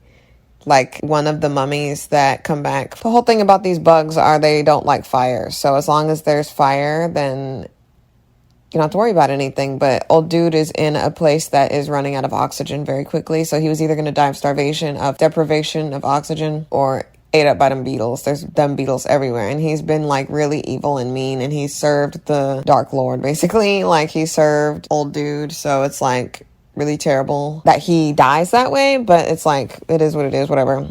I feel like they make him out to be gross, so we're just to expect that happened. Anyway, they are like, man, we ain't got no treasure, we ain't got nothing to speak for. He's like, oh, we got the memories or whatever. And then O'Connell and Evie are together and they're friends. I guess they're lovers now. They're together, and then Jonathan's there, and they end up having a lot of money, even though What's-Her-Face had a lot of money from her mom and dad being rich grave robbers. Yeah, you can say, oh, they're archaeologists, whatever. But if you take anything and you bring it back to a museum, you are a robber. You are a robbery person. Unless you bought that item and that item was not stolen when you bought it. Literally, it's not your item. So here we go. The Mummy Returns is the sequel to The Mummy, and it has basically the same people playing Evie, O'Connell, and Jonathan. It was in 2001 when it came out, and there is a lot of inconsistencies that don't really make sense in hindsight. A lot of people say that Anaxinamun and Imhotep both should have realized that Evie was the reincarnation of Nefertiti, which is the person that we learn about in The Mummy Returns, when I already explained to you in the previous parts of this video, or the previous video if I do decide to cut it in half. The inconsistencies, I'll talk about it when we talk about it, basically when it pops up. But The Mummy Returns opens with Thebes 3067 before Christ. So basically this was before Imhotep, because this is 5,000 years ago. Before it was 3,000 years ago. Then the whole cycle of Anaxinamun and Imhotep, when they killed the pharaoh, and then Anaxinamun killed herself so that Imhotep could revive her. And that's the whole reason why he came up out the earth in the first place, so that he could get her. Literally. It wasn't even to cause harm in the universe or to be evil. He literally just wanted Anaxinamun back. Like, that was his main goal, and he stuck by that. But now we're not talking about Imhotep or Anaxinamun right now. This is 5,000 years earlier. The Scorpion King, Dwayne "The Rock" Johnson. A lot of people hate him in this role. I don't know. I hate all of the Scorpion King movies, but I love him as the CGI Scorpion King guy in The Mummy Returns. They probably should have dedicated like the beginning part of this movie to him instead of just making it like a quick thing like they did with Anaxinamun and Imhotep, especially considering the fact that they're trying to make it seem like this guy's supposed to be more important than Imhotep and Anaxinamun.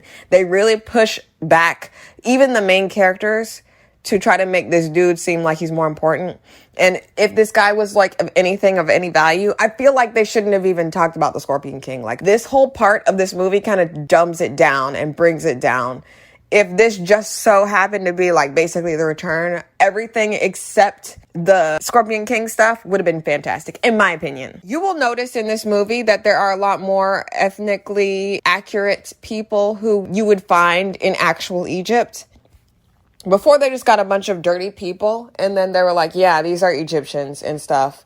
Now you actually just see like dark-skinned people, legitimately dark-skinned people, throughout the movie. The entire movie is a little different ethnically when it comes to the cast, you know, the background characters. And there is one side character that I do like, that he's been in a lot of stuff, and we'll talk about it when we see him. You could tell he's the Scorpion King because he's got a bunch of scorpions on him. And I think that would have been so cool to have the third movie be like different zodiacs, because the Scorpion King would be like Scorpio. It would be cool if there was like a Centaur King or a Horse King, which would be Sagittarius, and like other things. Like, it would be so cool. They could have did something so great with this series, and they decided to just be trash and then have the third one. I told you, like I said, I will never talk about the third one unless it's a rant, because I have nothing good to say about that. Like, nothing good to say about that movie. In fact, I might do a little tiny rant at the end of this just to talk about it. I think the beginning part shouldn't have been the battle, but it should have been what led to the battle. And like I said, I have no idea. I have no clue what goes on in the Scorpion King movie. So for all I know, that's literally like a prequel to this one. I have no idea. All I know is we don't care about Dwayne "The Rock" Johnson. And that's one big thing. People don't like The Mummy Returns as much as they like The Mummy, because they kind of just plop this character. We already had so many characters that we knew. And if they were going to do that Nefertiti thing, they should have just did that in the beginning instead of the Scorpion King. Like, this was literally a different movie. Like, this whole thing is a different movie. And just adding Imhotep and Anaxinamun and Evie and O'Connell all in that is crazy. And that's one reason why I think a lot of people prefer the first one to the second one. Because at least the first one had, okay, we're here for this Kama Sutra. We're here for that book. We're here for this. Imhotep had a plan. He knew what he wanted to do. In this movie, it is very hard to see what people want to do. At least the first one had good plot. It was understandable. Everyone did something for a reason. O'Connell stole that stuff, and Evie used it to find Imhotep. Like, legitimately, everything made sense. Old Scorpion King dude with his whole army, why do we care about him? Why are you throwing him into this? At least in the beginning, when we talked about Imhotep and Anck-se-Namun's love story, it was a love story that we could get behind. We didn't have to see them have sex a bunch of times to know that, okay, this is a love story. This is what's happening. Like, there's some times where exposition will work. Exposition said, okay, she's the mistress to the pharaoh, all right? That's what she is. So she's the possession of the pharaoh. She literally says, oh, my body's not your temple no more, bruh. Like, so many things made sense. This thing with Dwayne "The Rock" Johnson swinging his sword is cool looking. It's cool. Dude is ambiguously something. So that's why he could be the Scorpion King up in Egypt.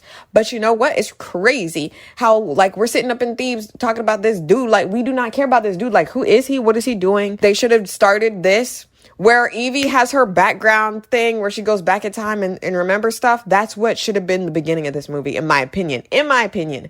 They should have made Evie the main character, because as of right now, they are literally tertiary characters. Imhotep and Anck-se-Namun are more secondary characters. And then we have this story that we're supposed to care about. Like I said in the first movie, The Mummy.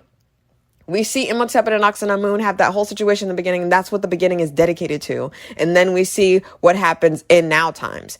Like, that's what they're doing here, except now they're adding people that we don't care about. This is the sequel. Why do we care about this dude? Why are you making this sequel about another male? Like, it should be about Anck-se-Namun and Imhotep. It should have further put in that situation. Maybe if we knew Nefertiti right now, that whole Nefertiti thing wouldn't be so cheap. It wouldn't be so cheap. But we're going to continue. We're going to continue. You know what's hilarious? We saw Dwayne "The Rock" Johnson literally winning, but the exposition dude from the Alice Resident Evil movies is telling us that over 7 years of a campaign, the Scorpion King was defeated. Like I said, this crap just doesn't interest me. Why do I, as an audience member, care about Dwayne "The Rock" Johnson fighting, and then it looked like he winning and then he lost after 7 years? That sounds crazy. Like, I'm never going to not get over the fact that they had a gold mine from the first movie. They could have made a very good, better movie in The Mummy Returns, and it's just boggled down by Dwayne "The Rock" Johnson. Maybe at the time he was popular or something, and that's why they just threw him in here. It just don't make no sense. He could have been anybody. He could have been a champion who Anck-se-Namun had an affair with or something. Like, I just feel like he should have been more connected to Anck-se-Namun and Imhotep if we're going to be talking about The Mummy Returns. What does he have to do about The Mummy Returns? It's not about the Scorpion King. That's why we got the Scorpion King movies. That should have been something different, and that could have been a side hustle thing. That could have been a side gig to have basically like a DLC type movie pop off, like a, I don't know. All I know is it's crazy to me. In my opinion, this was a waste of Dwayne "The Rock" Johnson. Despite me being one of the only people on this earth who thinks that he was a good Scorpion King. And I didn't mind the CGI because, like, honestly, what were we peddling back around this day and age? What were we peddling for real? It may not stand the test of time. Not a lot of things do. Some things are timeless. And I feel like this movie is pretty timeless and funny. Unironically, because I don't think that Dwayne "The Rock" Johnson sitting there looking like he's winning the fight, and then after 7 years, him losing and then being forced to walk the desert with his men that survived is supposed to be funny. But it's hilarious to me. So basically, all of his men were walking the sand and they all died one by one. And he was the last surviving dude because they had nowhere to go. They were just all in the sand. So basically, he was like, you know what? If you give me the power, son, I give you the power, son. This, in my opinion, this story with freaking... Has anyone ever said this? Am I the first person to say this? Doesn't this story from the Scorpion King in The Mummy Returns, because like I said, I have no idea what the Scorpion King movies have to do with anything. Never watched them. Doesn't that sound like Kratos' thing that he did with Ares? Ares, I am yours. If you do this for me, I do that for you. Like, you know what I mean? This just sound like the same thing. Which one came first, bruh? Because this was in 2001, bruh. This was in 2001, bro. So, which came first, the Kratos or the Scorpion King? I'm gonna give y'all a hint. It's not who you think. And also, right before, it's like around the 3-minute mark, please let me know if you think this is true. It sounds like the song from Shrek that's playing as he's walking in the sand, which makes this even funnier. It makes it so funny. Like, this is not supposed to be funny. So he literally ate a scorpion, and then he basically gave Anubis his soul, and then he would conquer his enemies. Like, it sounds just like what Kratos did with Ares, bruh. I'm so sorry. And Let's continue. I ain't even gonna talk about it. The moment he ate that scorpion, a bunch of trees started growing and stuff, basically flourishing to sand and all that. And that explains why it disappears when he dies. because it's basically connected to him. I guess it was his desire. It's based on what we see. It's called the Oasis of Amshay, basically. So Anubis's underlings that I feel like, in my opinion, y'all can say what you want. Like, they look like Scooby-Doo, but they look real good. Scooby-Doo looked real good. The Scooby-Doo live action looked pretty good if you don't stop. If you don't stop, you see what we are working with right now, this moment. You go watch a DC movie, and that's crazy. Like, a DC movie, a MC movie, all of them are in the same category right now. I don't even care. And y'all can be like, oh, it's different. Oh, but So anyway, the Anubis guys look really good to me, in my opinion. It's better than Merlin. If you want to know my opinion about Merlin, link will be in the description, or you can go to my YouTube channel and find my first tastes, and you'll see my first tastes, season 1, episode 1, breakdown of my favorite all-time series. But anyway, let's get back to The Mummy Returns. So he conquers the people who sent him out to the desert to die, and all his men got killed. And literally, old dude, he basically got what he wanted. And the moment he got what he wanted, old dude took his soul, and then his bracelet fell off into the sand. And then all of the Anubis dog warriors that look awesome, in my opinion. Y'all can say what you want. Go back to the sand from whence they came. And now we up in Egypt, 1933. So basically, Evie and O'Connell are archaeologists, just like her parents were now, because now they're looking for stuff. And he's basically the one that fights through all the creatures that they have to deal with. Evie is a little more like loose with her style. She had her hair up for most of the time in the last movie. And she was put in his eye romantically when she started looking more attractive to him, which is without glasses, hair down, whatever, wearing something more provocative than you usually do, little unbuttoned. It's just the cue we get in Hollywood. I prefer we find different cues for that, you know, something that doesn't promote people being a little shallow. But it's a little strange how people would say that O'Connell was like whipped or whatever if he were to like become less like boisterous than he freaking sitting in the dirt, kissing on her when she didn't ask for the kiss, and then saying that, oh, they could have got camels for free if they just gave the sister of the brother who he's talking to, and then the brother agreeing. That's crazy. But anywho, we can just forget about that because we're in a different timeline for some reason. We are in a different timeline. It says 1933. And their son, Alex, which I am upset that they didn't have a daughter. That would have been really cool if they had a daughter. That would have been interesting because maybe that could have worked in their favor. Like, they didn't have to do this whole thing. Like I said, this whole convoluted thing with the Scorpion King, which is probably what I'm mostly going to talk about with this part, because the Scorpion King aspect of The Mummy Returns boggles it down. And it's the main reason why a lot of people talk about this movie in a poor light, and it also disrupts the canon a lot for them to do all this crap. They could have kept Evie as Nefertiti. They could have, because like I said, both of the people who would have clocked her as Nefertiti had bad eyesight or was blind altogether in the first movie. Legitimately. That is legitimately how it was. It makes sense fully in canon for Evie to still have been the reincarnated version of Nefertiti, the daughter of the pharaoh. But Alex and his whole shenanigans that happens, by the way, this is a terrible kid actor. I don't support just harassing people if they're a bad actor or actress. It just is what it is. You can just say that they're bad and call it a day and not have to drag it out. But what I will say is it would have been very cool to actually have had like them have a daughter, so that when Anaxinamun and Imhotep, like something could have happened to where Anaxinamun had a child or something. It would have been interesting how if Evie's daughter was like used as a ritual or was going to be used as a ritual, and you could say, oh, that's an interesting aspect to it, because I don't like when there's a damsel situation, but it didn't have to be a damsel situation. It could just be the simple fact that like they could have had a love child, something could have happened, and then she had killed the child or something, and she wanted a child and she was going to take Evie's. And it would have also mirrored what happened in the first movie when they were trying to use Evie's body to get Anaxinamun back from the dead. So it's just like, there's so many things that they could have did with this movie, and they decided to have this little boy who is apparently 8 years old, which makes no sense because that means the boy was already alive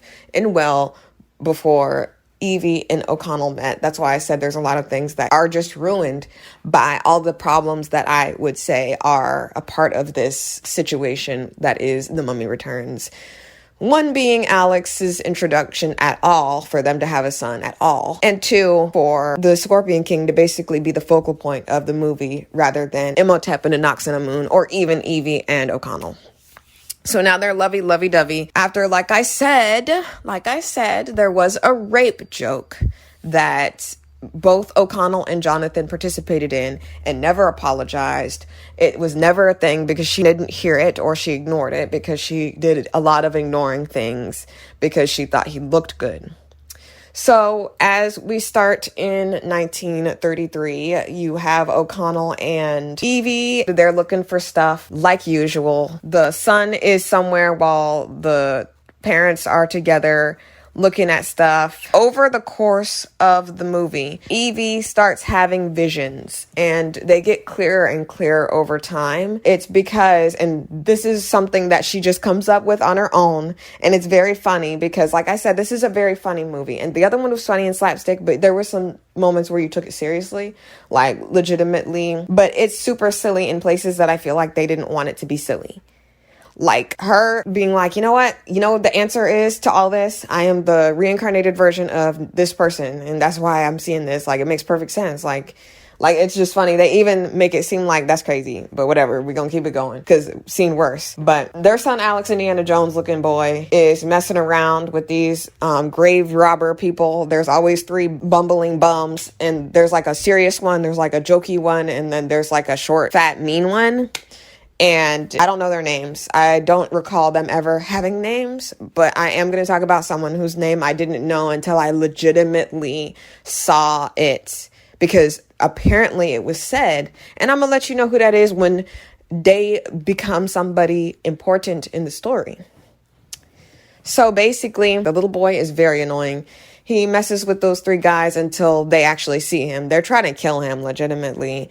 Like, it's very funny how these 3 adults are just like trying to kill this child, and they don't even know if he's an orphan or like not. Like, he could be Peter Pan style. Like, they don't even care. But we're supposed to realize that Evie is a little different now because she has her hair down and she doesn't care about snakes or anything, even though she was very bold in the other movie. Like I said, she helped O'Connell when they were fighting.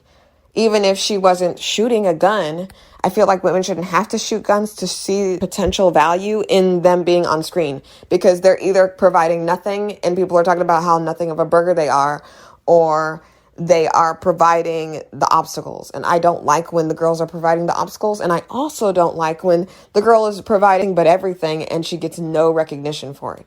At least Evie gets recognition. And that's the only thing that I can say in defense of her character. She actually gets to take credit for what she does, which is one reason why I'm confused as to why she or Anck-su-namun hasn't made it to Mortal Kombat guest star cast yet. Y'all are talking about there are no women that can do that?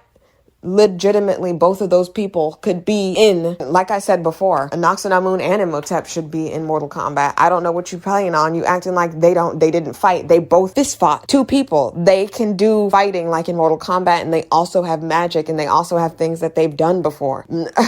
Less so Anck-su-namun having magic, and more so Imhotep having magic, but she still, by extension, has power, and she also can fight. She is a fighter, which is very funny that y'all are acting ridiculous about who is and is not allowed to be a Mortal Kombat cast guest star. But I'm not going to talk about that now. I'm going to talk about the fact that I hate this little kid. He is such a bad actor, but like I hate the kid as a character, because a lot of what happens for them to even have to be a part of the Scorpion King thing is because of him.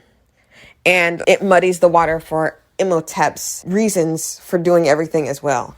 Because his goal was to get Anck-su-namun, and he gets that fairly quickly in this movie. Fairly quickly. Because for some reason, the reincarnated version of Anck-su-namun wants to give up her life, or maybe she wasn't told everything, but they don't even introduce, like, what if you guys wanted to waste time with this whole stupid Scorpion King crap because you wanted Dwayne "The Rock" Johnson on the payroll because you wanted him to bring in money for this movie, you could have at least bare minimum shown the reason why Anck-su-namun's reincarnated version is working to end her life, essentially. Does she not know? What is she getting out of this? What is she getting out of working with Imhotep to do this, that, and the third, when it will ultimately lead to her death. And you could say, oh, she's just doing it for the money.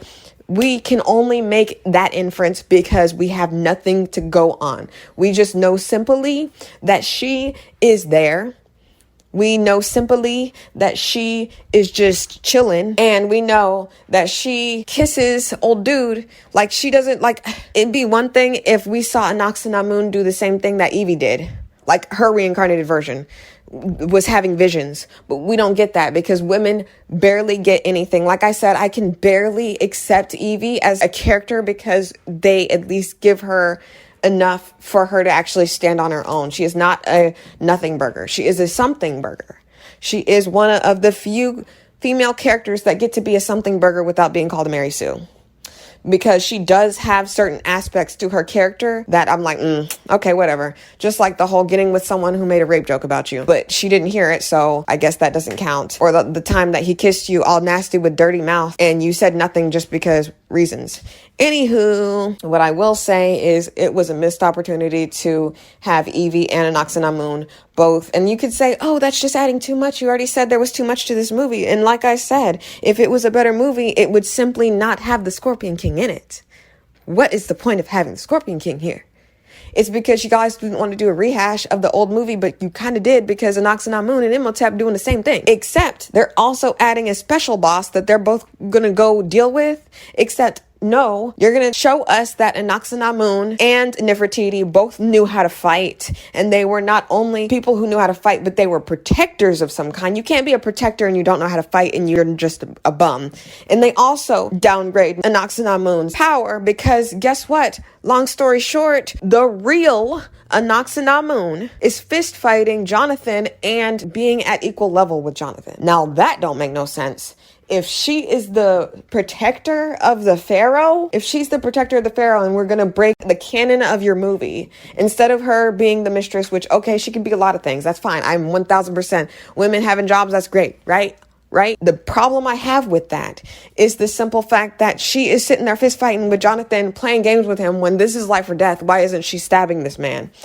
In the first movie, on 21 Jump Street, the moment Anaxinamun was alive and she could breathe air into her crispy lungs, she literally had a knife and she was about to kill Evie instantaneously. She was not fist fighting Evie. She couldn't even see her. She had her eyes shut. She had her eyes tied shut like Riku from Kingdom Hearts 2. Like, honestly, I'm sitting here questioning what. First of all, I'm not going to keep going back and forth and saying that the Scorpion King shouldn't be in here because it's just literally the reason why, one big reason why this movie is insane. But there are just some things that are a little inconsistent. Like Evie is sitting there trying to bust open a chest when clearly that happened in the last movie and people died or had acid on them from trying to bust open the chest the exact same way that she tried to in the beginning of the movie of The Mummy 2. And then you have old dude O'Connell giving her the key that looks very similar to the key from the first movie, except it's small and it's gold and it's on a necklace. But it's just, there's a few things like character inaccuracies. Like, it just seems like they switch personalities sometimes, O'Connell and her. And it's like, yeah, you could say, oh, well, that happens a lot with couples because this, that, and the other. Okay, we can just play the game. We can play the game if you want to. But they got the chest, and the moment they took the chest off, everything started busting up and the water started flowing through the tunnels. Somehow they survive this and they end up going home. The son's like, I can explain everything, da da da da. And in my opinion, based on what I just saw, in my opinion, it wasn't even his fault. What was his fault was messing with 3 grown men who had guns and knives. And it made a point to show in the first part of the movie that they were armed because they were dangerous and they're going to continuously be dangerous. They were looking for something because they were hired by Anaxinamun's reincarnated person. Mind you, will tell you who we are discussing when we discuss them. We are discussing, as of right now, Anaxinamun's reincarnated self, who should also be having those visions that Evie is having. That would be amazing, and it would add to her character instead of her just being Imhotep's boo thing, okay? Her fighting on screen with another girl ain't enough. It ain't it, Chief. It ain't enough. That's not enough for me. It may be enough for your mama and your great greasy grandpappy, but it's not going to be enough for me. And I just looked. It says this woman's name is Mila Nas, and I don't recall them ever even saying her name. The reincarnated version of Anaxinamun. Therefore, I'm just going to call her the reincarnated version of Anaxinamun because I'm not dealing with that. Because Mila Nas, tell me that if that was the last question of you winning $1 billion, you would get that. I would have sooner gotten Lakna. Because at least I remember when they said Lakna. I don't remember when they said Mila Nas. That'll make no sense. Meelanis. That is this woman's name, supposedly.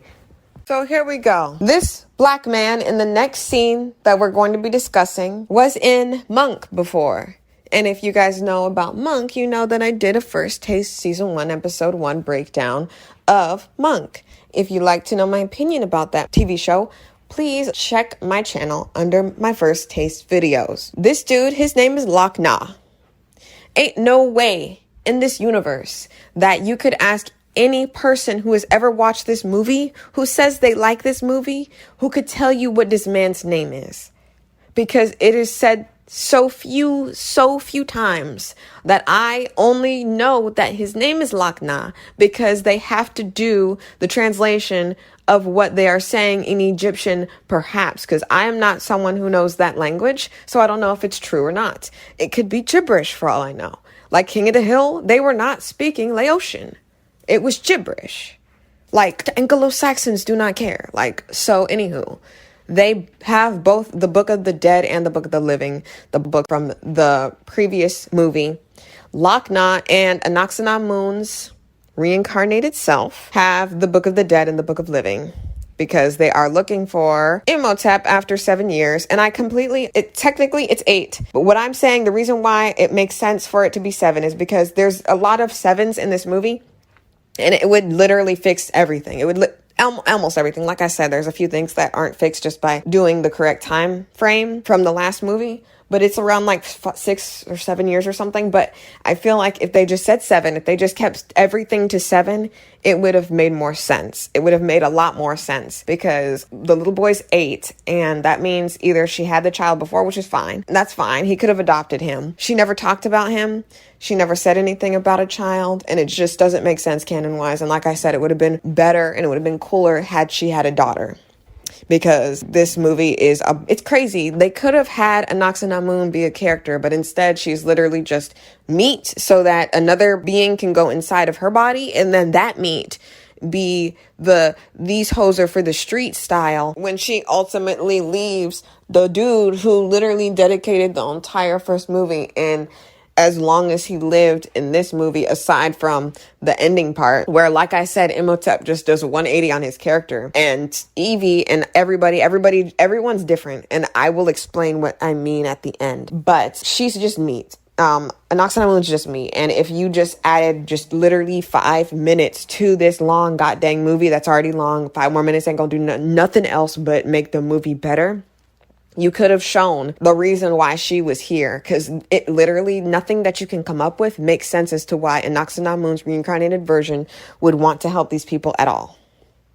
And it's never explained. The only thing you could say is riches, and that still makes zero logical sense. It just makes zero logical sense because she's there of her own volition. She is not there under duress. She is there to fulfill a purpose, and it doesn't make sense that she didn't have the visions like Evie did. And you could say, oh, well, she's not a main character, so she doesn't deserve all that. Well, what was the point of us seeing their love story in the beginning if that wasn't it just don't make no sense. Don't argue with me. You have nothing to argue. So basically, those two are there. They're working for the villains of the movie to look for Imhotep. And for some reason, Imhotep is encased like the freaking mosquito in Jurassic Park when it's only been 7 years. And you could be like, oh, that's the magic amber. Like, okay, you're gonna get some grace from me. I can give you grace for the amber, okay? Let's just say the amber is magic amber. And that happens when the priest dies because reasons. Let's just continue. So the Three Stooges that they hired to collect the stuff where Evie and O'Connell were returned to the villains inside a little hole that they're trying to dig for Imhotep and Karma Sutra, please. Before they can answer what happened, the ground bursts with them beetles that eat people. The canon for these beetles are they eat people slowly.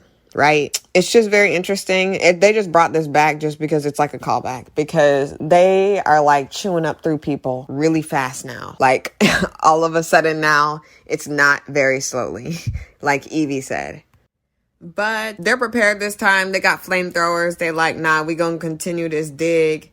And I also don't understand why everybody, like, okay, the first movie, it was completely understandable why there were people helping either side, Evie's side or the American side, do whatever. First, it was because there was treasure to be found. First, it was because treasure was to be found.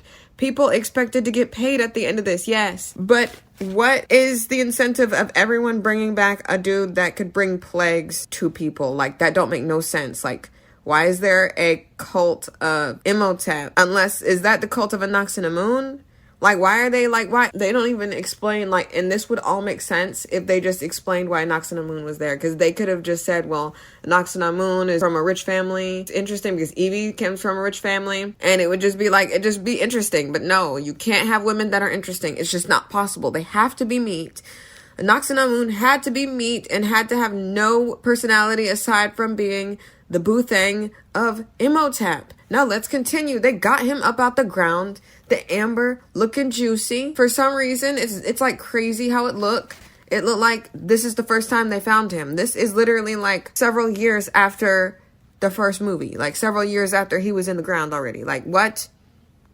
The Three Stooges tell Anaxinamun, Loch Na, because I'm going to be referring to him as Loch Na, because that's what his name is, and pray that everybody starts calling him Loch Na and not the black dude from The Mummy Returns. But tells him and everybody, the cult of Imhotep, for some reason, everybody want him alive again for some reason. Like, they like the blood falling from the sky and the tornadoes and whatnot. Like, they liked all that from the first movie. That's crazy. And the Magi overhears that they're going to London to go get the bracelet that they grave robbed, because they are grave robbers. They are thieves. I don't care how cool, how attractive, how amazing y'all think Evie and O'Connell are. They are grave robbers. They are thieves. They are taking the stuff, and they are, not only are they rich because they took stuff that Baoun had on the camels and stuff, but still they won't hesitate to take somebody's treasure, somebody's juicy mummy body. They don't care. They Anglos, and they think that everything is theirs to find. So O'Connell and Evie want to go, well, actually Evie just wants to go to the oasis where the army of Anubis lays in the sand, basically, because they found the Scorpion King's bracelet. Their son puts it on for some reason. He sees all of the places that we're eventually going to see throughout the movie. This movie is kind of funny because I don't recall it being this long and getting to Imhotep and Anaxinamun, because like I said, this is The Mummy Returns. Don't know why we're doing this side story with the Scorpion King. It just focused on the Nefertiti situation, Anaxinamun. And then you could be like, oh, well then what's the point of them being here? What's the point of this and that? What's the point? Bro, like, Anaxinamun's reincarnated version, they're doing freaking Inuyasha style, Kikyo and Kagome style, except they can't exist at the same time, unfortunately. And I will explain what I mean by that when it happens. But as of right now, Alex has the Scorpion King's bracelet. It won't come off. Evie and O'Connell are having a good old-fashioned romantic relationship, which I do love seeing couples together and actually feeling like they actually care about each other and are intimate. But what I don't like is the simple fact that he made a rape joke about her with her brother, and her brother agreed. Like, that's just crazy. All right, so now we get the most useless character in the Mummy canon, Jonathan, who is being a lech, and has a woman up there, and he's lying about everything. He's talking about how he got the scepter in the last movie because he's strong and he's better than everybody else, when he literally is like the least like useful for anything at all except to tell everybody their plans and make things harder. But no one is going to do a think piece on Jonathan from The Mummy and The Mummy Returns. And I guess the third one, but I'm literally not going to deal with that. I'm not talking about it right now. Makes me so angry. I freaking hate Hollywood. Hate everyone who made the third movie. Hate everyone who participated in it. I can't believe Brendan Fraser left old girl high and dry and just made the movie. Was rent due. I can't believe he didn't stand by her. It's wild to make such a terrible movie. But so Jonathan gets kicked into the room and his date gets kicked out. And this is a funny moment where he asks the people who are holding him captive, "You're not the husband, are you?" He's like, Nah, fam. He literally answers his question, and I think that's really funny. There's a lot of funny moments in The Mummy. And I know it's supposed to be slapstick, and I know it's supposed to be like an action comedy. But like I said, there's a lot of, like, when freaking Dwayne The Rock Johnson was passing out in the sand, I know that wasn't supposed to be funny, but that was so hilarious. Especially after seeing him freaking look like he's about to win and then lose. Like, that's so crazy. So they be asking him where the chest is. He doesn't know. He is just being useless once again. And Noxanamun is there with a snake. Funny. It's really funny because how they don't know that Evie is the reincarnated version and looks just like Nefertiti, who was the daughter of the pharaoh, who was canonically using Anaxanamun as a mistress. Whether or not she was consensually in that relationship doesn't really add up when she literally killed the man rather than just be with him. Anywho, it's funny because it's a misidentity situation. They think that Jonathan is O'Connell, because nobody in this room has seen O'Connell. Like I said, even if this was an Noxanamun who wasn't reincarnated, it is literally her reincarnated. She did not see anybody in the last movie. Her eyes were gone. He basically says, oh yeah, he's lying. He always lies. The old dude lies. He never tells the truth, bruh. Like, he's so disgusting, and I don't understand why nobody hates this man and why he's not on the top 10 most hated characters in fiction. But Skylar White is, and I watched all of Breaking Bad, and I'm literally 3 episodes away from finishing Better Call Saul, and like, by golly, y'all owe me an apology. Y'all owe Skylar an apology. Y'all owe all women an apology, because I was expecting this woman to be worse than Cersei Lannister, and she simply was not. She just simply wasn't. Y'all got some splaining to do. Let's get back to the real stuff. The Mummy Returns. Jonathan is at knife point.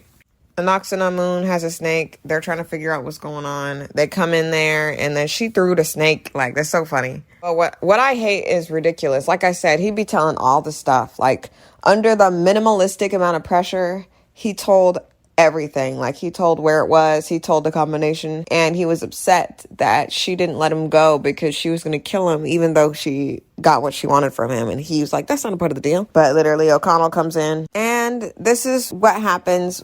Loch Na comes into the room while Evie is looking for the chest's key, because he locked it so that no one knew that the chest was empty, basically. He put something in there, but it wasn't what it was, because what it was locked on his wrist. So he can't do nothing about it. So he basically just locked it so no one would know. Loch Na pulls up and he's like, good evening. And it's crazy because she's like, who are you? He had like every possibility, every moment to say, I am Loch Na. I am looking for the chest, of course. Like, but instead he does not introduce himself. He just says he's looking for the chest. And I mean, I guess you're the bad guy, but like, he is more of a main character than Anaxanamun is. And that is what a shame, bro. What a shame. Like I said, misogyny is key. Because why on earth is Anaxanamun a tertiary character next to Loch Na? And I love Loch Na, all right? Hands down, Loch Na, one of the best characters in this movie. So Evie square up at Loch Na, and he's just like, okay, whatever, let's go, son.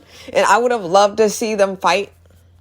But Loch Na brought his goons, which is crazy. Like, he should have just 1v1. That would have been awesome. And you know what? I just realized that dude from Alice movies, Resident Evil Alice movies, I'm gonna keep calling him that because I can't see him as anything else, even though I saw this movie first. Old dude pulls up Magi style and helps Evie because he's got his goons, and old dude knows him and he knows Loch Na. He says his name. So that's another person who says his name. So Imhotep and the Magi dude says Loch Na's name, and nobody really remembers his name. Like, I didn't. Please let me know if you did, because ain't no way you did, okay? You lying. I like that O'Connell is still like the dude that'll throw a chair at somebody. Noxanamun threw the snake at him and he threw it back on some dude. And there's this guy, I'm assuming he's Indian. He's also like somebody who we don't know the name of, but at least Loch Nah got a name. I don't know what this dude's name is, like the focal point of the goons of Inoxanamun and Imhotep for a little bit. He don't really be speaking. He just be doing action, and I love that. In this movie, they let Evie actually fight. Like, we actually see her part of the fight scenes, because there's really no reason to not. Like, why do little kids in anime get to lift people, but it just don't make no sense for a woman to be strong? That's the whole thing. That's the whole thing I will always go back to. I'm not playing those games. I'm not playing with you. For some reason, Evie is taking on the role of Nefertiti, and they really don't explain why this happens. Why, like, oh, if it's the scorpion, you're the scorpion, that's why everybody's changing. Because Scorpio, in general, in astrology, does have to do with transformation. So I do believe that that might be the reason why, but I don't recall the movie ever saying Inoxanamun struggle or her do anything other than the fact that, oh yeah, she's just walking around. But that doesn't make any sense. Like I'm saying, it would have been so easy for y'all to just have Inoxanamun on the sidelines having the same visions of herself in the past now. Like, I don't know, that would, like, maybe there's some scenes that were cut, but that's what it feels like. Scenes were cut, because why is Evie the only one having like Nefertiti's power, her strength, and her fighting style to be Evie's, when Inoxanamun, the only thing she gets is the fact that she wants to actually resurrect Imhotep for what reason, I don't know. Like I said, you could say that she's getting paid at the end of this and just say, oh, she's doing it for money, for riches. It just does not make sense. She could just not do this. She could just not do this. So the Magi basically tells O'Connell, because this is the part of the movie that gets on my nerves a little bit, because how are you going to say that Nefertiti is this, all-encompassing person and whatnot when Evie can just get snatched? She's getting snatched, but Nefertiti is supposed to be this person who is a warrior, who is a protector, and Evie gets captured once again, save the damsel. Like I said in the first movie, they say damsel in distress in the second movie, despite her still being able to fight and whatnot. But like this scene with Inoxanamun and Beef Jerky Imhotep, she's sitting there talking about, Inoxanamun, like she's the reincarnation of Inoxanamun, and like, there's a lot of questions I have. Like I said, all of this would have been fixed up if they just cut out the Scorpion King. Because the moment old dude, the curator from the new museum, because the son clocks him as the curator from the museum that he is always up in, because the old dude died. They all died. Everybody died from the first movie except like Evie, O'Connell, and Jonathan. And the Magi, you know what I mean? But Imhotep's freaking follower, for what reason, I have no idea. I have no idea, other than they're just evil.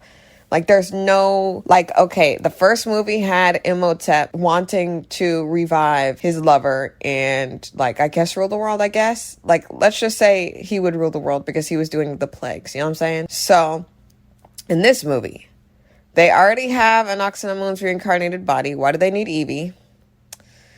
Because eventually he ends up taking old girl's soul from the reincarnated version, so it doesn't even matter. Like, they didn't need Evie. Like, they didn't need to make her a damsel in distress. They just did that just to have that line. Like, for what?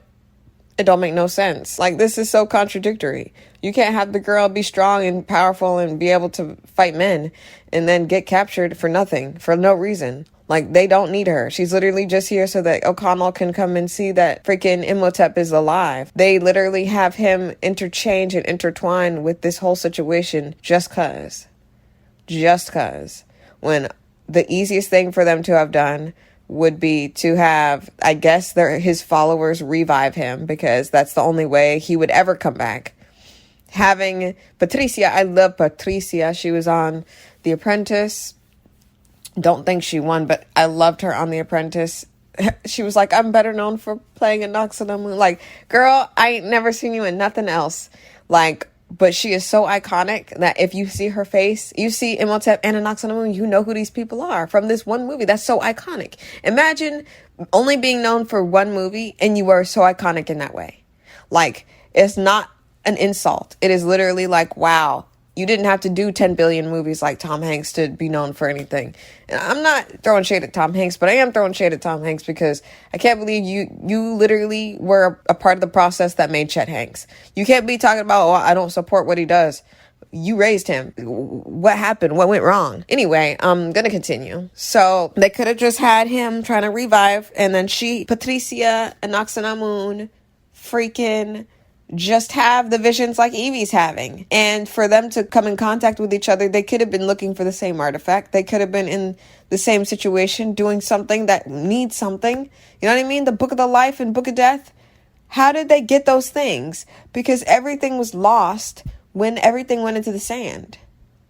So I don't know. All I know is there's just so many things that are kind of contradictory. Like the timeline to why even on Earth Anaxanamun's reincarnated self would even care to revive Imhotep. Why would she care to revive Imhotep? She's not getting anything from it. And in fact, she's losing her life. And maybe she didn't know that she was losing her life. But they don't show that she thought that she was getting anything. She's just going with the flow. And we never see her go in and out like Evie does into another dimension in the past. So it still doesn't make sense that she would even care about Imhotep. That's why I can't even take this seriously. That's why I can't even take this scene seriously. Because especially when she kisses this beef jerky mouth like it's crazy. And then she's sitting there like, it just, I mean, you could say, oh, the test of time, the wheel of time, just like Inuyasha, where Kikyo and Kagome, they both liked Inuyasha for some reason. Inuyasha's terrible.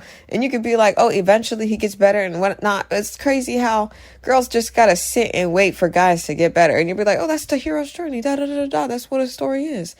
It's just like, it never goes like that for a girl. Girl's gotta come correct. She's gotta come with big breasts. She's gotta come with the attitude that she's eventually gonna be with this dude. While the guy can do whatever and say whatever. And as long as he's nice by the end of the whole situation, we good and fine. That's another thing like O'Connell. Like, I can't stand the fact that O'Connell and Evie are together. Like, their whole engagement started when he kissed her without her consent. Even though she did not care because she was like in shock or whatever. But she also was the object of his rape joke about giving her up for camels. That's not romantic. So while O'Connell and the Magi are looking over, while Evie's just sitting like a buffet for someone to eat on the altar all tied up, Lochna and old dude, curator dude, open up the box that the son closed and locked because he took the bracelet and it's now on his wrist. And they look in there and they're like, what is this, bruh? What is this vertebra? Like, it's just a statue from their house. It looks like a trophy. And Lochna's like, bruh, I know who has it. And then it goes to the son while he is talking to Jonathan. In the next scene, we see Anaxanamun talking to Imhotep. And she's like, I got a gift for you. And he's talking about her. And also, he says her. He doesn't say Evie. Because like I said, he had bad eyesight. He took the eyeballs of a man who had bad eyesight. So he did not see that Evie looked like Nefertiti, or else he would have killed her. She said, I knew it would please you to watch her die. When this Anaxanamun knows nothing of what happened 7 or so years ago. And I'm saying or so because you know why. 7 or so years ago, she has no idea what happened. So what is she talking about? Why would she be talking about Nefertiti? She doesn't know about that yet. Unless, guess what? Unless she's been having visions just like Evie, never been seen. Therefore, we cannot claim that that is the case. We can only make an inference and guess. We cannot say definitively that she is having visions to know that that is Nefertiti. So what is she talking about? And so Evie wasn't even captured to do anything about the underworld or anything. She was just captured just as a gift to Imhotep to watch her die. When she does not call her Nefertiti, nor does she call her Evie. So she really has no incentive to kill this girl, except the fact that she is O'Connell's. And you think that Imhotep and Anaxanamun wouldn't be wanting to separate people's love when they are of an affair relationship. In technical terms, because like I said, Anaxanamun was the mistress of the pharaoh, not his wife. And then now he I can't even talk about that. But O'Connell grabs Evie before they throw her into the fire because, like I said, she was literally captured for zero reasons except so that O'Connell and Imhotep could see each other again. That's literally it. Because, like I said, this Inoxanamun's reincarnated version knows nothing of what happened and has no idea what's going on unless Loch Ness sat there and sat her down and talked about it when he wasn't even there himself. Nobody here was there at all. Nobody in this movie except O'Connell and Evie, who has not talked to Inoxanamun's reincarnated version because they don't know each other. It'd be one thing. Ooh, that would have been so interesting because they never saw what Inoxanamun looked like. It would have been cool if actually Inoxanamun worked at the museum and that's how this whole thing started. She worked normal, like a normal person. Because guess what? She's not Inoxanamun. She's Inoxanamun reincarnated version. Nefertiti's reincarnated version. Her name's Evie. Hi, how you doing? Let me whisper in your ear. I got something that you might want to hear. It's free real estate. This story makes zero effort to flesh out Inoxanamun's reincarnated version, Mila. We don't even hear her name often, if at all. I recall Ladna's name being said by two people that I can distinctly remember. I can't remember anybody calling this girl by anything. Is she the leader of this cult, or did the cult seek her out? If the cult sought her out, then she has even less value than she already does, not being a character who we even hear the name of, who even interacts with anybody else, like, in any meaningful way. She threw the snake, that's cool, whatever. But, like, do we know why she's here? Like, why is she willing to give up her life to house the soul of someone from 3,000 years ago or whatever? What are we doing here? Does Mila and Ladna have a relationship? Do the Magi know what Inoxanamun looked like? They shouldn't. Mila Nas is simply not a character, and it's baffling to me how they thought just bringing back Patricia for this side story DLC version of a sequel was gonna, like, do anything other than annoy me. Girl's not a character. How can she be a character when we don't know the reason why she's doing any of this? It just makes sense because reasons. At least Imhotep had, okay, I'm gonna revive my girlfriend. We're gonna get together. Oh, wait, it's the year of the Scorpion? Now I can fight the Scorpion King for what? Power? If I kill him, I get all his power? Great. So what is he going to do with that? Like, it's never explained what he was going to do after he got Inoxanamun. So it's kind of like they had to make something up, which they didn't actually have to make anything up. Because I just gave you an explanation as to how you could fix this. Long story short, Inoxanamun's reincarnated self is not a true character.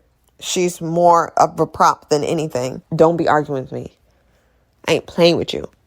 And it's so cool because, like I said, like, it would have been cool to see Inoxanamun's reincarnated version, but the movie didn't even care. The bum scrub diddly who made this movie didn't even care to make this girl a character. She could have worked at the museum. That could have been the whole reason why she knew everybody, but they needed shenanigans. They needed to have Jonathan there.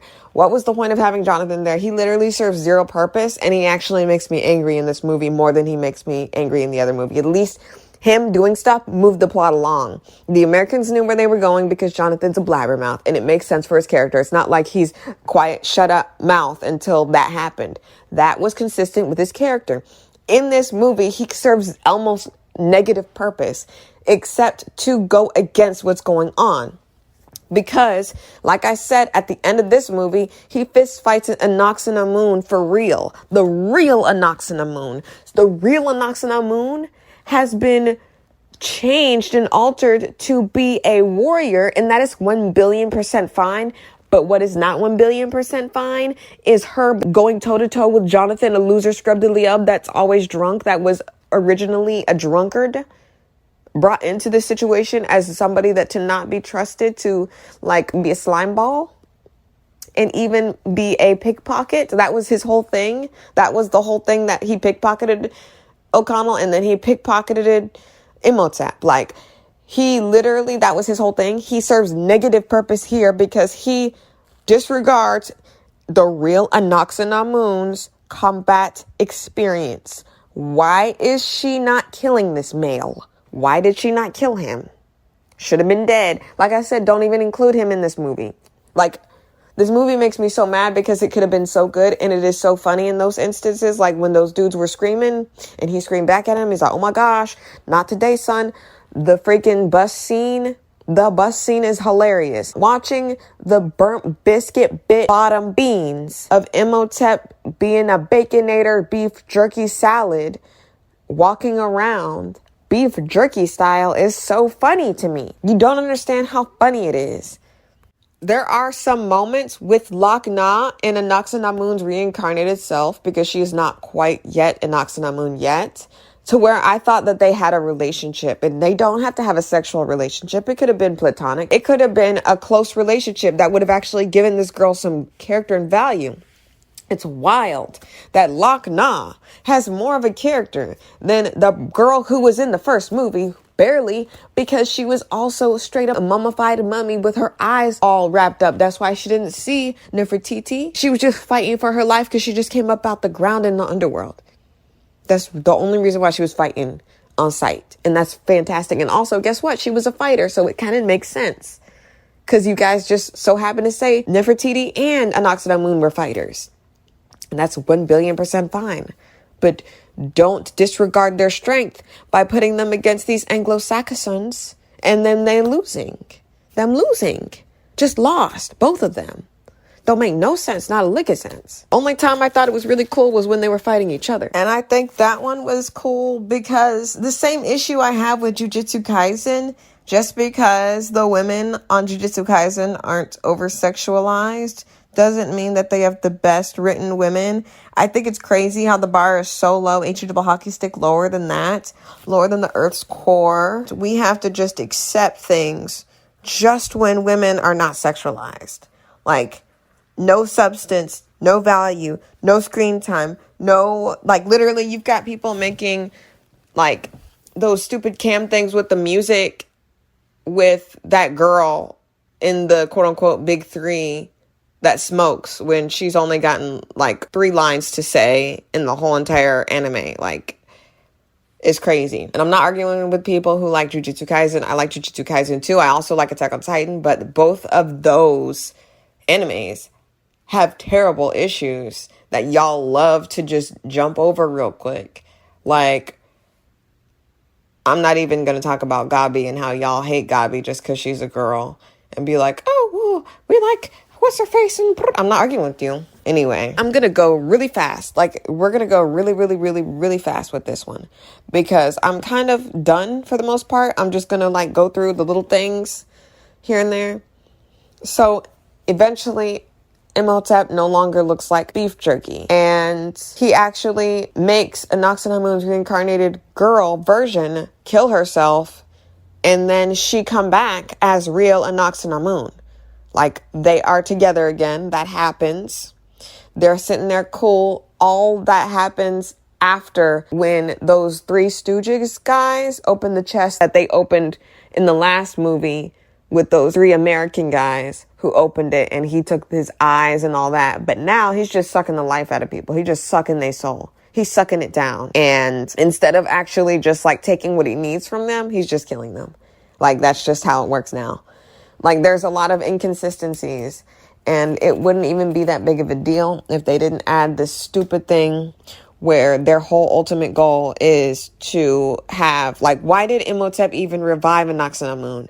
Don't you think it would have been a lot easier for him to have just fought the Scorpion King and then revived Anaxinamun? Why was that his first objective? And you could be like, yeah, it was like the thing he wanted to do right before he died, so he was like stuck in that. But that happens. If that should happen, essentially, street rules delegate that he just die.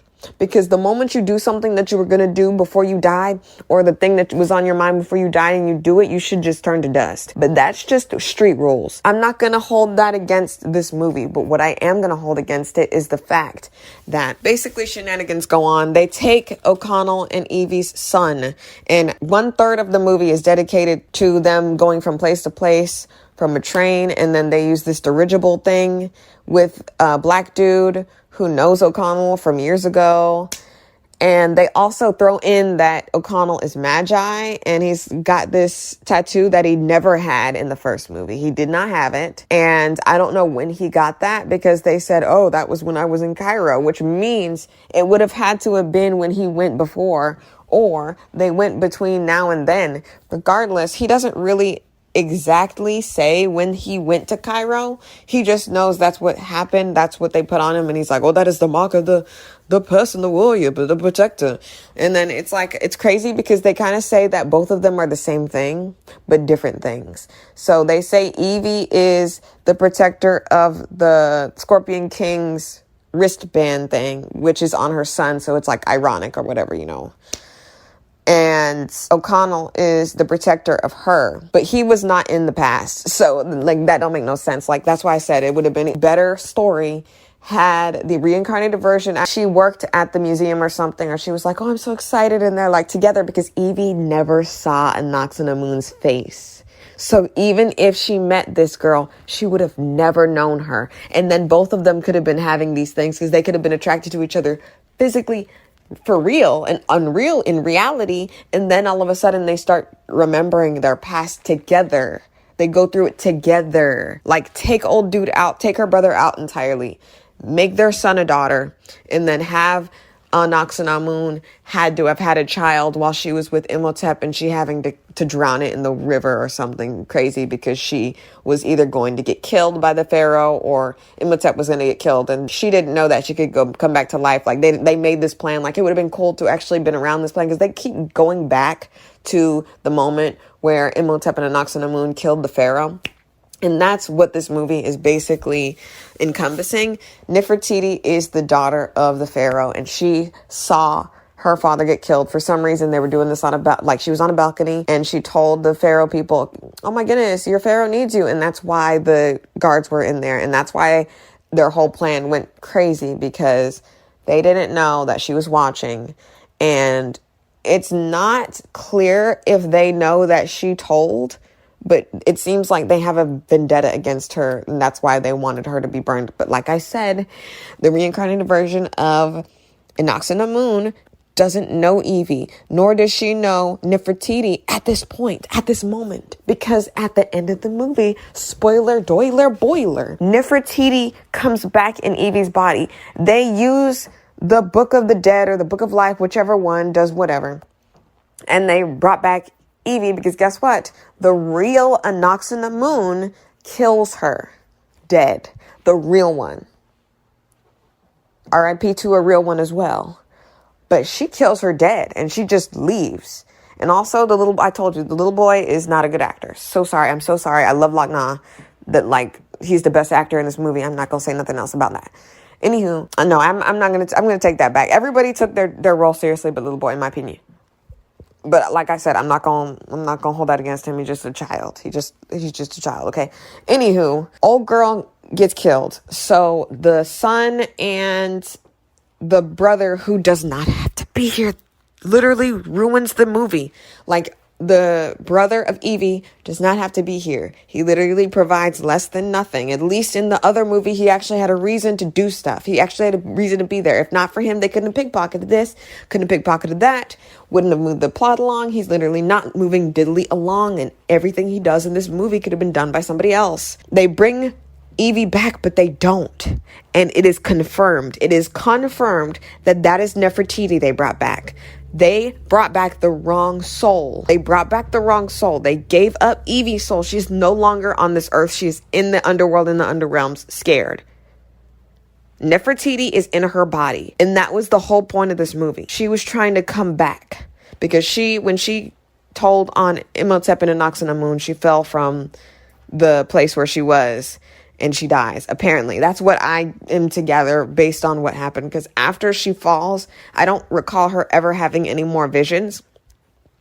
But when she comes back, Anoxinamun, real Anoxinamun, in the reincarnated Patricia's body, like in Patricia's body, she says, Nefertiti. And she says, Anoxinamun. Those two people are the people from the past. Both of them. When all is said and done, Evie's gone. And that is one reason why I believe, and this is all, like, I'm done. Like I said, I'm done with The Mummy Returns. It was a way far less exciting experience to me than the first movie. Because like I said, at least the first movie knew what it wanted to be. It knew what it wanted to do, and it got the job done. However, this movie is very confused on what it wants to be. Like, it wants to be a shoot 'em up, bang 'em up, and that's 1,000,000,000% okay. I'm okay with that. I'm okay with Patricia shooting a gun. Like, that was cool. I like Patricia shooting that gun. Like, I like that. I like Lochna. Like, he a real one. And I was upset that he didn't get to ride out into the sunset with everybody else.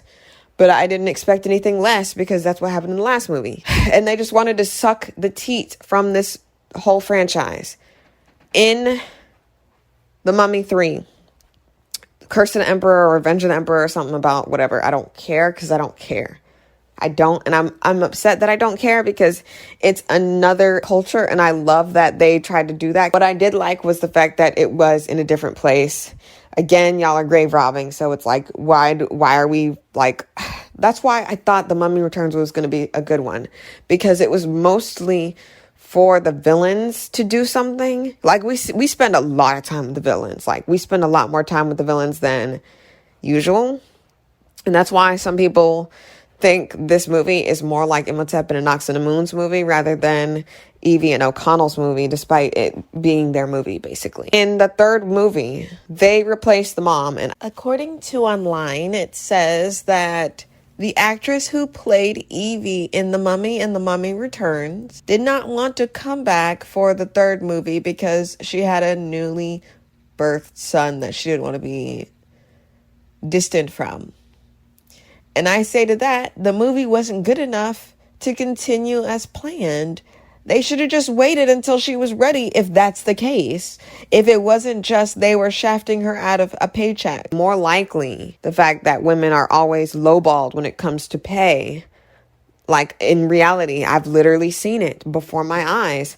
Imagine being at a job for longer than some male that walks off the street and he gets way more money than you. It's happened, and it's the truth. I have no other words for that. That's what I believe. I don't know what the reality is for that whole situation. All I know is she's not there. Brendan Fraser decided to show his face there. Little boy, I would have loved if it was the little boy there, because just like in Bad Santa, and I actually did a quick bit on Bad Santa and Bad Santa 2. Thurman Merman was a little boy. He's a far better actor, yards better than the little British boy in this movie, if he's even British at all. I don't know if he is or not. It's a pretty good British accent, because I believe you are. But you are not a good actor in this movie. So sorry, so sad. It's okay, don't worry about it. Thurman Merman was really good as Thurman Merman until he came back for the second Bad Santa, and instead of being the kid that was a kid, and that's why he was acting like that, he was acting the exact same way, when it would have been a really interesting, I even talk about it, it would have been interesting if he was more like Bad Santa, crass and cynical. And that's why maybe he was like, man, I can't believe I did this to you, I'm so sorry. And he's like, life did this to me, like, your mama, like, I don't know, like, it would have been cool if Thurman Merman actually was more like rugged, instead of, hi, I'm Thurman Merman, I just weed my pants, like, I don't know, like, it was crazy. But they did not get the little boy to reprise his role. I do not think that's him. Looks nothing like him. I really don't think that's him. They actually brought back the brother for some reason. Don't make no sense. But they switched the mom, and then she has this cute little thing she says, talking about, it's like I'm a completely different person. You are, because guess what? It would have been interesting if O'Connell just straight up freaking got a divorce. It would have just been better and easier if y'all just did not say this was Evie, because she is not Evie. She doesn't even try to be Evie. It was like when you tried to replace Vivian on Fresh Prince of Bel-Air. It was terrible. You did wrong. You done did her dirty, and you make me sick physically. Anywho, she was terrible in the role. She was horrible. It's like she never even cared about the role, and it's like, whatever. I'm not gonna harass her off of any social media like y'all will do to ethnic women and other women. What I am going to say is she should have done better, and perhaps Brendan Fraser should have went to bat for old girl, because why is she not allowed to be in this movie? And for all I know, she could have said, I'd prefer not to be in this movie. Nah. But in my opinion, I feel like for the right price, she would have done it. I just feel like Brendan Fraser should have went to bat more for her. Everybody on the payroll should have went to bat for her to be in the movie. or to halt production, because what we got was terrible and made me sick. And it was like, what is this crap? It was a very terrible, terrible, terrible, terrible, terrible, terrible, terrible movie. And I would have preferred Life had they just kept it at The Mummy 2. The Mummy Returns, basically.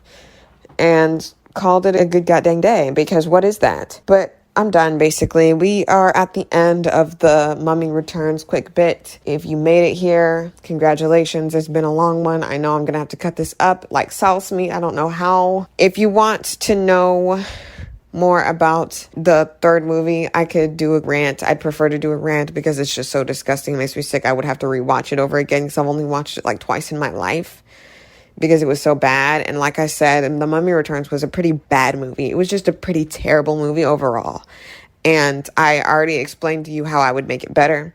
There are a lot of things that could have been taken away from the first movie that would have made it better. Like, you can make someone crass without talking about, like, oh, we could give your sister away for these camels. Like, that's not funny. That could have been taken out and it would have been nice.